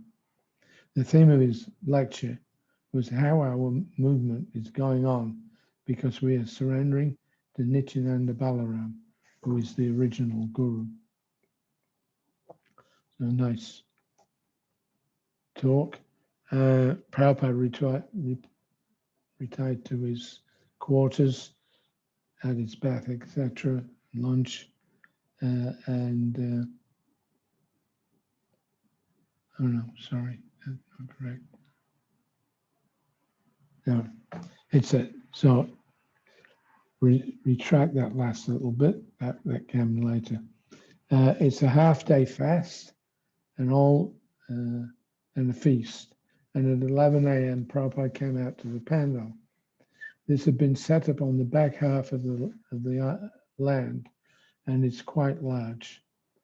To the left of this stage, as you look at it, a hole has been dug where the cornerstones laying ceremony will take place. Pradyumna has set up the fire yajna, and the chief guest speaker is Sadashivarat, who Prabhupada had invited in reciprocation. So he had invited Prabhupada to speak at his pandal in Puri. So Prabhupada reciprocated, all right, please come and you can say something at our ISKCON temple. So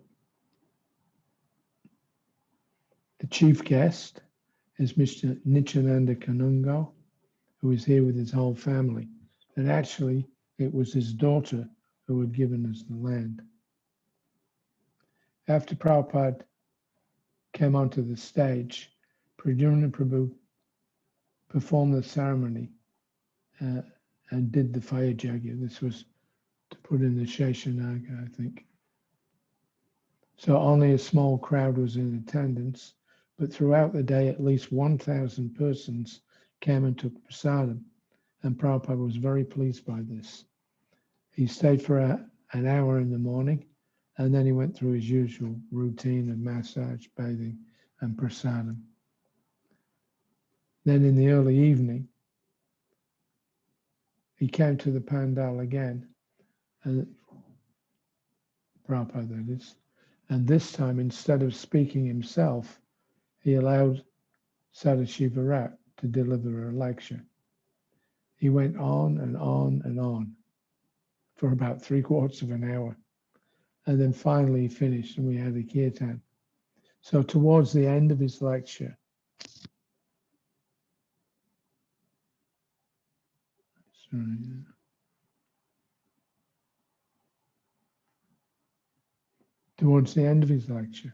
which was in Ariya, Guru Kripa and his men, who were all sat on the stage behind Sadashiva Rat, were becoming visibly agitated. And they began to chant japa, but quite loudly, to hint to the man that they were all becoming bored and that he should finish. So Prabhupada surprisingly did not say anything. And it was quite funny. When Prabhupada had pandal programs, he would have the devotees come up and sit next to him or stand and do kirtan. Prabhupada had his Vyasa, he would speak, and then at the end of it, then usually take questions and answers. So they were all sitting there, the Namhat boys, about 8 or 10 of them, and Guru Kripa was there. And they were sitting behind Sadashiva Rat. And, 20 minutes, 25 minutes is usually enough. But this man was going on and on and on. And after about 3/4 of an hour, Guru Kripa decided to do something about it. And all of a sudden, he sat upright and he had his beads in his hand and he started practically yelling, Hare Krishna, Krishna Krishna, Hare Hare, Hare Rama, Rama Rama, Hare Hare, very loudly. So as he did that, he looked very slyly over to the left to where Prabhupada was sitting in his Vyasa to see Prabhupada's reaction. But Prabhupada sat there in his Vyasa looking resolutely out ahead and deliberately ignoring Guru Kripa and his men barracking Sadashiva Rat. So Guru Kripa took this as was an endorsement that Prabhupada had not told him, don't cause a disturbance or whatever. He let them do it. So all the Namhat boys were all chanting very loud japa. So after a few minutes, then Sadashiva Rat took the hint and wound up his class, his lecture. So then after that, Prabhupada got down from the stage and went back to his rooms. And Guru Kripa came in, offered his obeisances, and he looked up, he had this huge grin on his face, and he said, Prabhupada, was that the etiquette? As if he didn't know. And Prabhupada laughed, he said, well, it's better to let them speak. After all, he is a learned scholar. He spoke so many things, but there was no conclusion. He's a householder after all. By this, Prabhupada indicated that these men are professional speakers and they use their learning to speak at various meetings to earn a living to support their families. But they have no real idea what is the actual conclusion of Shastra. So in the evening, at the end of the program, Bhagwat Das came and he told Prabhupada that there was a chance to get a donation of a half-completed temple in the middle of Bhubaneswar. Some businessmen have been building it for the last 4 or 5 years, but after spending 8 lakhs, they're having difficulty finishing it. Prabhupada quoted a Bengali verse to the effect, "Never refuse a gift," and he told Bhagavat to pursue the offer. Prabhupada also spoke with Srila Damodar about going to Manipur again. He has actually just returned from there, and Prabhupada is keen for him to preach in Manipur, as he sees great possibilities. And he told him to spend 6 months there and 6 months in the West. He said Manipur is a Kshatriya Vaishnava state, and he is a scientist, so he should make it Krishna conscious. He also instructed him to travel throughout India and hold talks and seminars with all the big scientists and scholars and try to recruit them in Krishna's service and go out and preach all over the world. Go out and challenge all the big men and expose them, he said. Sri Damodar is becoming more and more confident that he can do this. And as we get more and more material, he told Prabhupada that there are so many things that the scientists cannot explain, and therefore they tactfully avoid them because they don't fit in with their theory that life comes from matter. Therefore, he and others are compiling as many of these facts as they can, and they're using them to expose the fallacies of modern scientific theories and prove that Krishna exists. So they just set up about 6 months before the Bhaktivedanta Institute, and BI as we called it. And Prabhupada was so keen on that, he gave them an open check that however much money you want, you can have. And Rameshwara will pay from the BBT. So he had told Prabhupada, well, we don't need too much, but we'll need about $10,000 a month.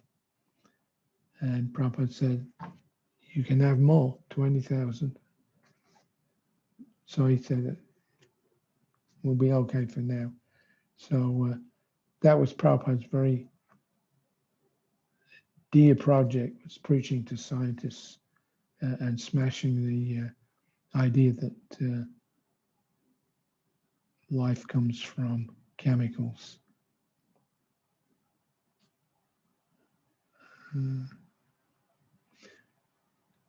Sri Damodar showed Prabhupada a copy of the proposed Bhaktivedanta Institute journal, the first issue of which will be printed by Gopal Krishna Prabhu here in India. Who Gopal Krishna also had arrived here last night.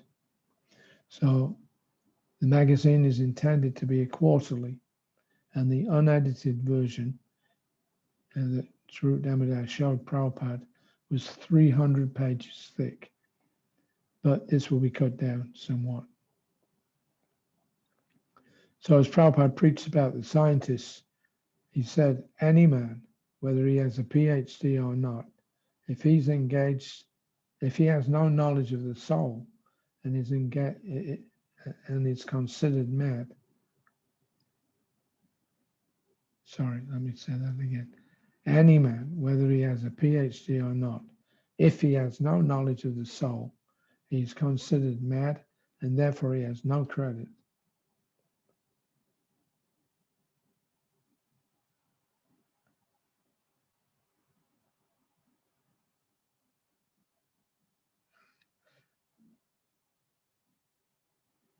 Right. He said, a madman has no credit whatsoever, whoever he may be. If a man is a high court judge but becomes mad, then who will accept his decisions? He recalled how one very big scholar who was known in Prabhupada's family and held many titles like PhD, MA, BA, etc. He had become so mad that he was running in the streets naked. So who cares for him? Prabhupada said. Therefore, it is the same with these atheist scientists. He told Swarup Damodar that if we can simply get them to admit that there is a soul, then we will succeed. Okay, my throat is seizing up here, I'm sorry. But that's most of the visit that Prabhupada had to Bhubaneswar and Puri.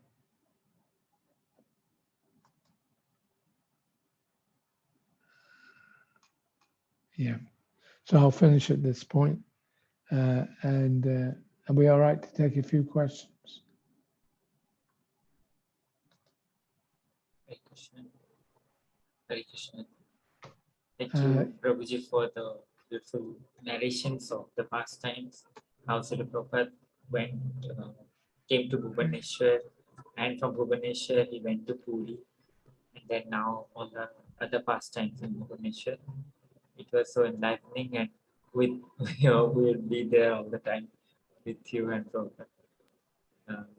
Prabhuji, I'd like to ask one thing before anybody else. Okay, Madhavan and Prabhu wants to speak. Let him speak first. Madhavan and Prabhu, please. Hare Krishna. Just a couple of comments. I thank you so much. This is, first of all, this is from volume 6 of your diaries, Prabhu. It will likely About Bhubaneswar and Puri. Yeah, it will likely be volume 6. Either volume 6 or volume 7, but I think volume 6 will probably be the. So it's not been published yet, actually, huh? No. I'm very eager. Very many interesting things. A little anecdote you'll find interesting, perhaps. Arundhati came to Bhubaneswar, I don't know, maybe 8 years ago, 10 years ago or something. And I kind of took her around. And it was the first time she had been in Bhubaneswar since she was there with Srila Prabhupada. And she was just like completely confused. Our Guru Maharaj once said that Prabhupada, when he was in Bhubaneswar, he told the devotees that one day this Bhubaneswar temple will be the center of the city. And apparently everybody thought that was kind of crazy or something because there's nothing around. But now that IRC village area around, that's the fastest growing part of Bhubaneswar. It's packed. And Arundhati, when she was there, she just couldn't even recognize anything. Yeah, it was just barren earth and a large area. The only thing that was growing was at the back of the land, some distance. There was a banyan tree, and we saw the local villagers going out there every day and doing pujas because there was supposed to be some like a Brahma Rakshasa that was living. Yeah, that tree's still there. There's a temple there now. Oh, really? There's a temple. Well, that's where I was going to pass. That's where I was going to pass stool in the mornings. Go with So this book will be ready when? How soon? Well, it's getting its final proof for it. Oh, no. Which the book with the Bhubaneswar pastimes. Is that what you're asking about, or the other book? Yeah. I'm very, very eager to get that. I have some friends in Mayapur right now. I was going to ask them to go and get it from you, but it's not ready. Okay. Yeah, so you're talking about the Back to Vrindavan book?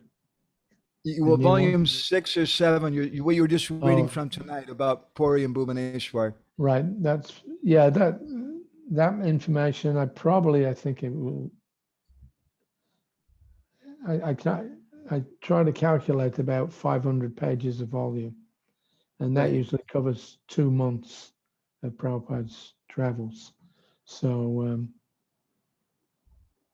I've got I've got about 40% of volume 6 written. And yeah, I got up to volume 5. Volume 5 is October 76 to December 76. Right. So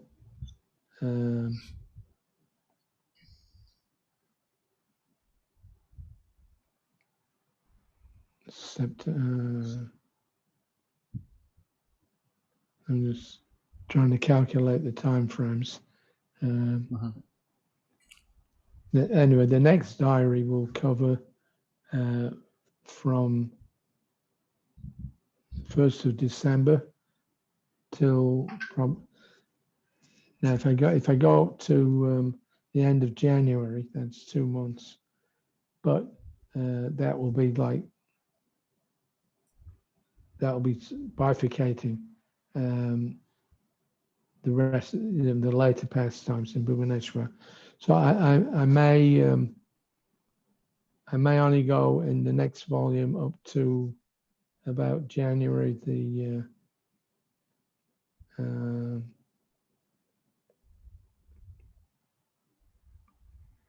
January the 18th in Calcutta, and then on from there.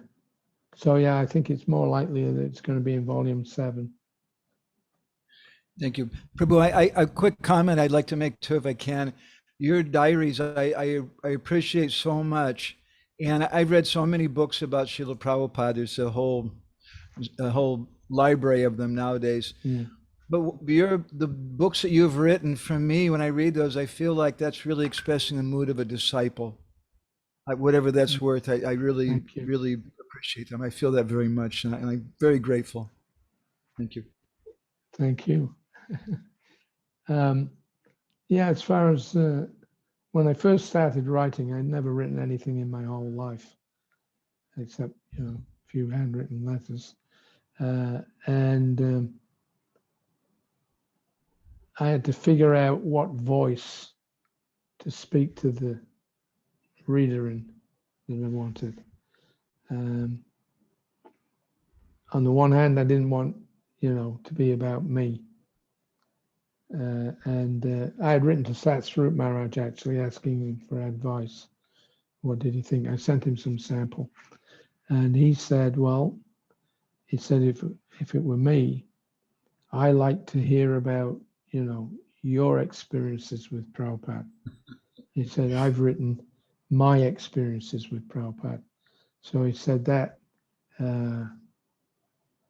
was his advice, is that I want to hear Hari Sauri's Prabhupada, about Hari Sauri's Prabhupada. And he said I wouldn't include any Bhagavatam classes or things like that. So I listened to his voice, but to his suggestions, but it didn't appeal to me, because I was thinking, if I just write what my experiences are, then people are not going to take it seriously. It's nice. There's a rasa there that you can enjoy from hearing about Prabhupada, but I just didn't want this to be my memories, my memoirs. I wanted it to be a presentation of Srila Prabhupada. On the other hand, in just presenting Prabhupada, if I don't mention myself at all, then that won't be realistic either. So I had to try to find a balance, between mainly, everything that Prabhupada was doing. That was my intention, was to convey that to the devotees that didn't have that opportunity, to see Prabhupada in private or hardly even in public.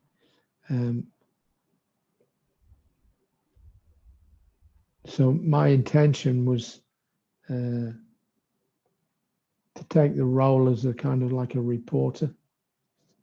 Mm-hmm. And obviously many times I was also involved in it, but I didn't want it to be about me. I wanted it to be about Prabhupada. So I tried to get a balance. And the aim was to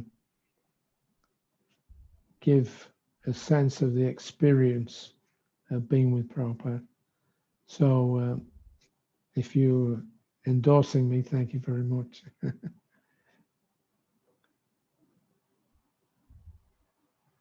So any other questions, comments? Hare Krishna, Prabhu. Amritesh Thank you. Prabhu. Yeah. Thank you, Prabhuji. So nice it is to hear, especially the word transcendental you use with Srila Prabhupada. Even your book's name you have kept as Transcendental Diary. And I wonder, one question is there by one devotee, Anand Sarma Prabhu. It's related to that. He's saying that when we are in personal association with Guru, we couple of times see them no difference, no non-different from ordinary man. How do we maintain the right consciousness while being in their association and we don't take them as ordinary men?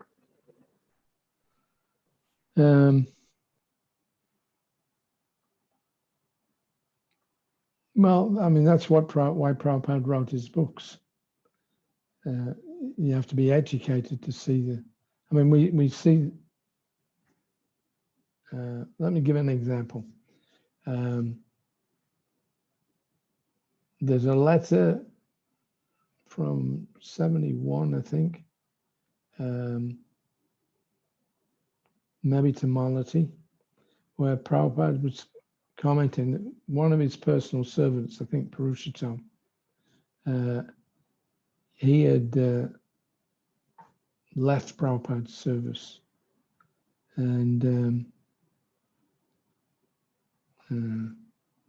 Prabhupada wrote a letter later on where he told Malati that Purushottam fell down because he thought that my dealings with Malati's daughter, Saraswati, that he felt that I was attached to her, materially attached, and therefore he left. So Prabhupada said that, there's no question of being materially attached. As a little kid, she was needing instruction and learning, etc. So this Purushottam, he was a nice man. I never met him personally, but I heard he was a nice guy. But he just could not get over this idea of his that Prabhupada was dealing, with mundane attachment. So Prabhupada said, because of his offense in thinking that I had a mundane attachment to this little girl, therefore Krishna removed him. So we have to be careful always to keep, this mode of awe and reverence as much as possible. That's what kept me going. Not that you become so overwhelmed with awe and reverence that you can't do anything. But you have to, maintain this transcendental view of Prabhupada and, his character and activities. That you can, if you hear from the right source, then, then you can form the right opinions. So, what was the other thing? Was there another question in there? That was the question. That how we should treat him as our guru and not an ordinary person. Yeah, and if you can't see the guru as a transcendental person, then you should stay away. Otherwise, you'll commit more offenses. Yes. In that connection, may I say something? Prabhupada also speaks in one of his lectures. He says that if it is not that we will be able to appreciate the Bapu association of our guru all the time. So better is in that case to take the Bani association only. Yeah, Vani is always available. In Vapu, you get a short period, and then he moves on. But it's a combination. there's one talk that Prabhupada gave. He said that he was making this point that the Vani and Vapu, the Vapu is less important. The Vani is most important. But he said, but that doesn't mean that you can ignore the Vapu. Both have to be served. But Vani is more important because it lasts. At least the manifestation of it lasts.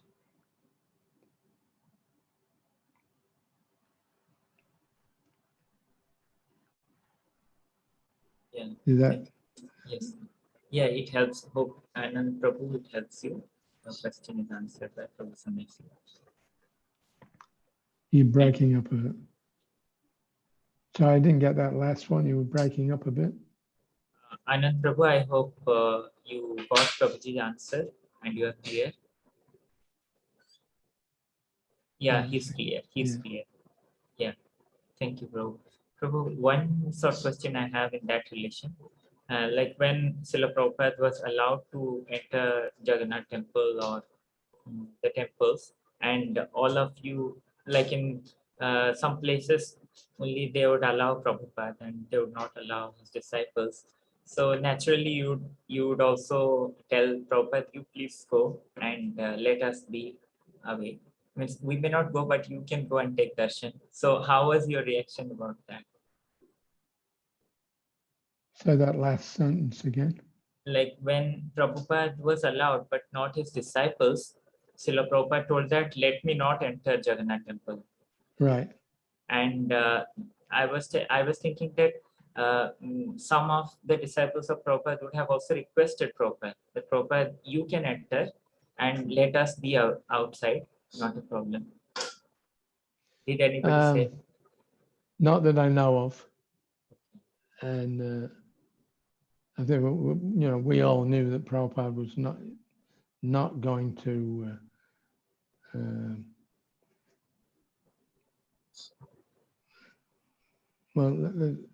Prabhupada for himself had no problems in and out, whatever. But he stood in solidarity with his disciples, that he wouldn't go into the temple unless they could come in with him. So I don't think there was any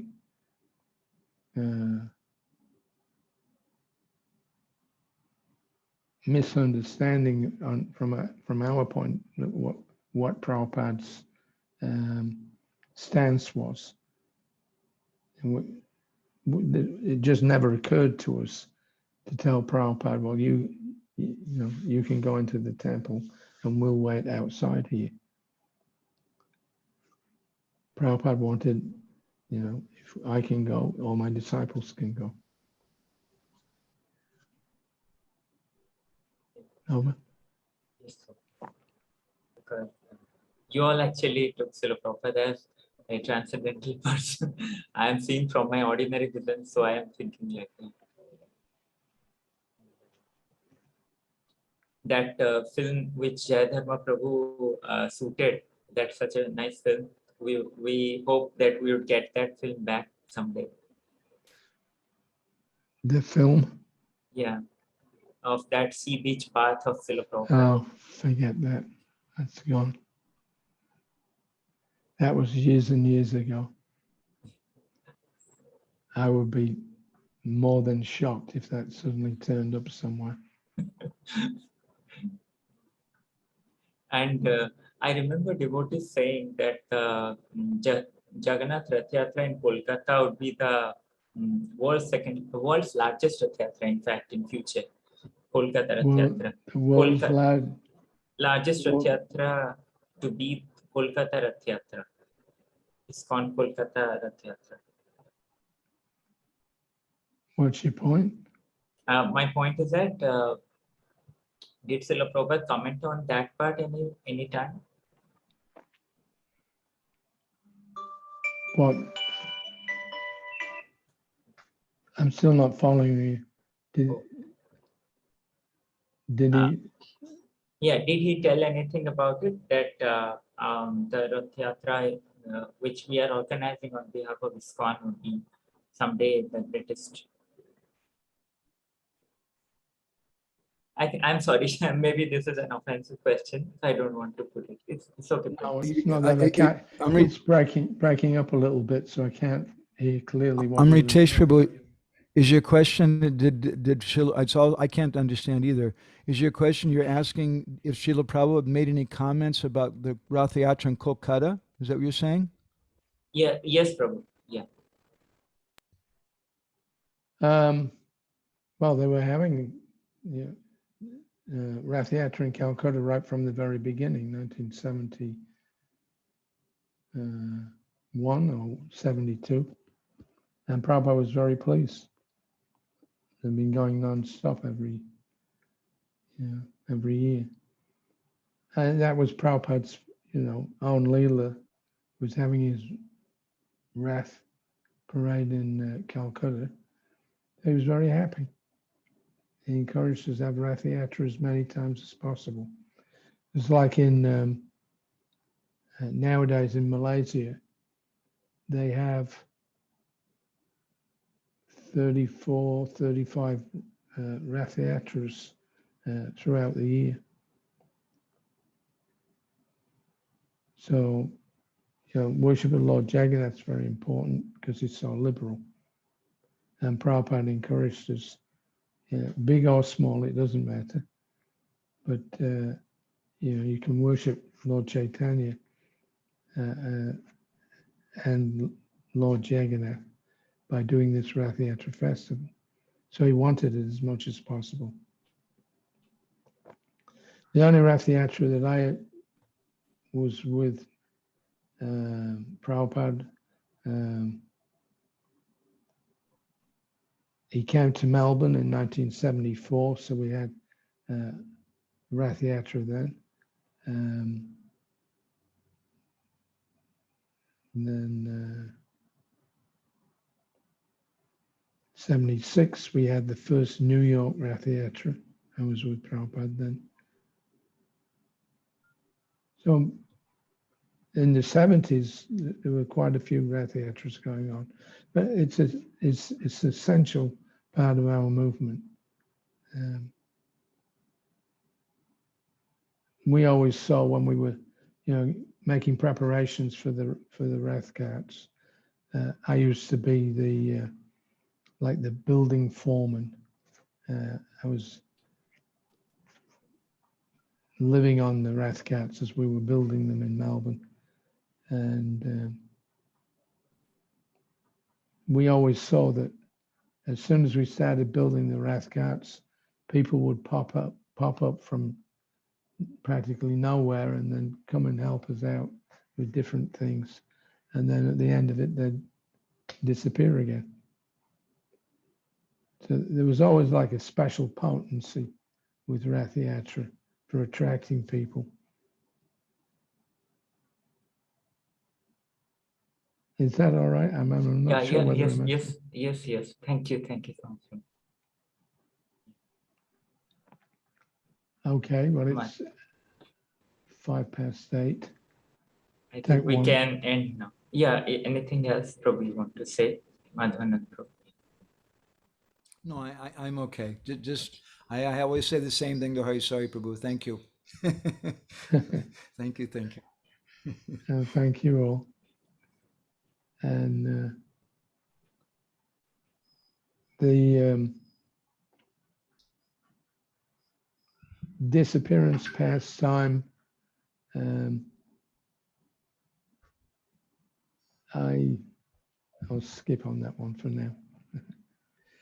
That period, October, November 77, that's the subject of my new book. I think I've mentioned it.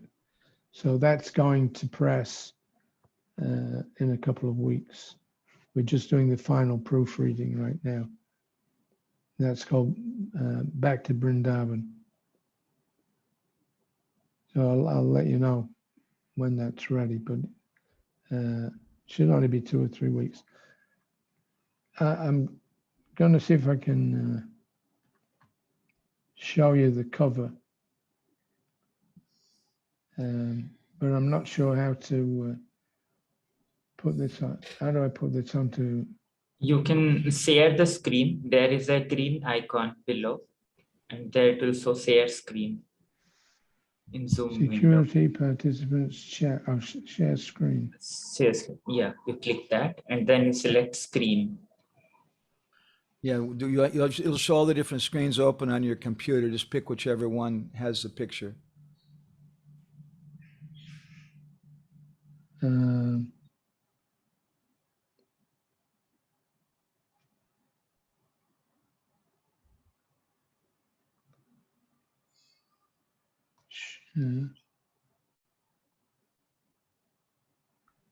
Yes, we can see your screen now. You can just open. right. You can just open that image. Okay. Documents.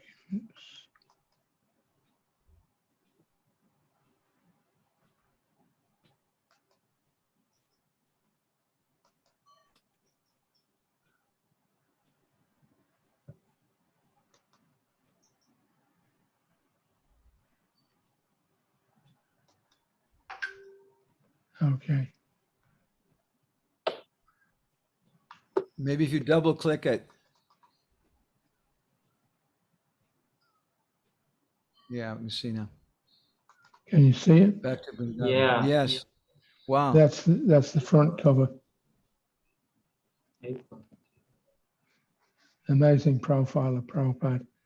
I picked this. It really jumped out at me when I was trying to think what kind of a cover I would need, and what this told me was that Prabhupada's, he's sitting there, he's well content that he's done his best for Lord Chaitanya, and now he's looking in the distance for the next preaching activities that he has to do. It's like it's contemplative. He's satisfied with what he's been doing, and now he's looking forward. After his disappearance, he'll go somewhere and begin again. Anyway, that's what spoke to me about it. And it's such a beautiful photograph. I think this was taken in Biyanagar in March of 1972. Prabhupada had gone there with a few, like Achyutananda, Guru Das, Shyamasundar, and Lalit Prasad Thakur, of course, was the younger brother of Bhaktisiddhanta Saraswati. So,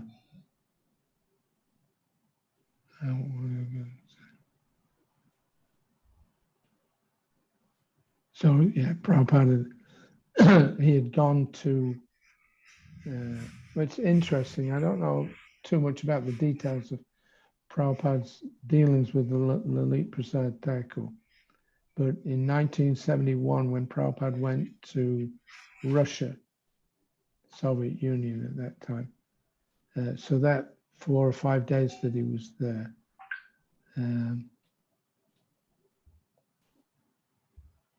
Prabhupada sent a handwritten letter, like an aerogram, in Bengali. He had sent that to Lalit Prasad Thakur from Russia. So that was 71. And then 72, you'll find in March, early March, Prabhupada actually went with some of his disciples to the birth site at Biyanagar.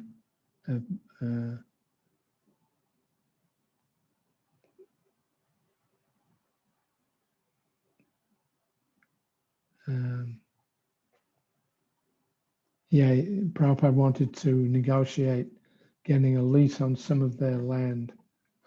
They have quite a big patch there. But Lalit Prasad was agreeable, but he had a committee because at that time he was very old, about 100 years old. And he had a committee running everything, so he was favourable, but his men were not. But anyway, this is coming out soon. I think this is an. Let me just check. I think this is an earlier version.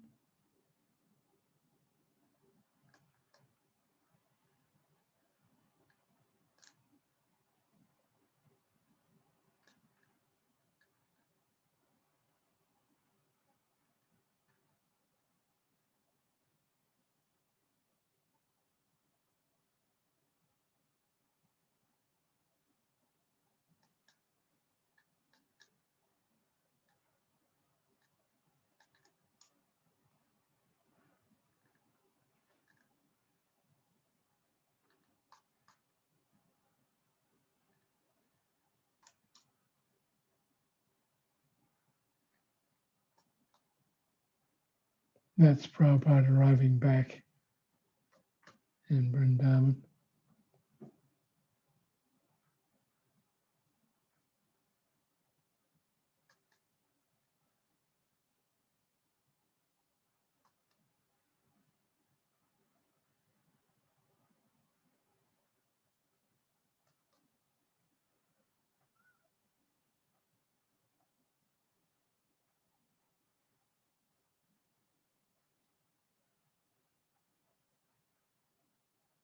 We changed the fonts a little bit, but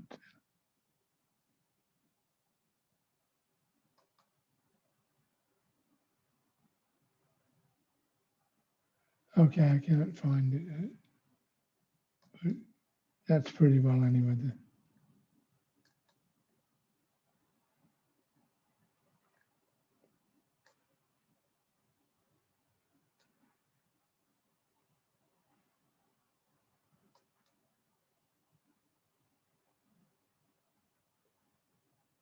Okay. Anyway, keep your eyes out for this one. About a month, I would say. We'll probably get it back. Okay. Can everybody see that?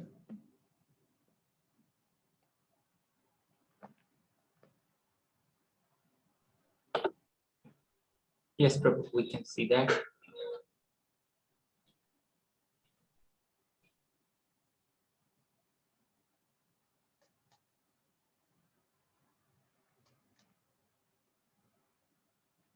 That's the old BI devotees. They had their first conference in October in Vrindavan in '77. Prabhupada said that he at least wanted to see them get started.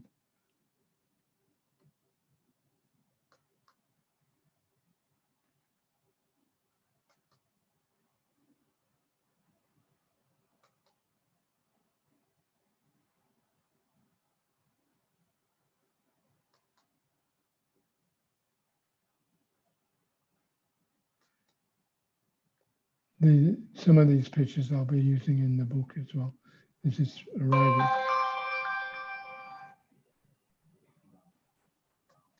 October the 2nd.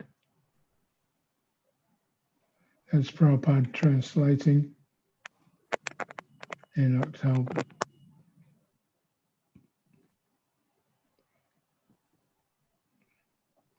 This is Pradyumna,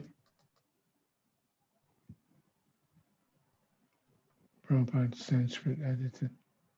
There we go. It's Pradyumna, Jayadvaita Maharaj, myself, somebody else there. Okay, so I think that's it for today. I'm getting a bit tired. I'm sorry my voice is cracking up. Was everybody able to hear?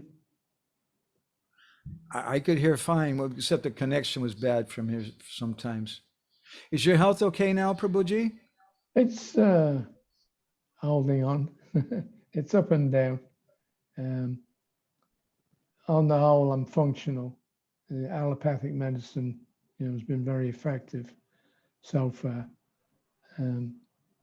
We did change the prescription a little bit, but yeah, I'm pretty well okay, relatively speaking. But this sore throat, this is, one of the symptoms of Parkinson's,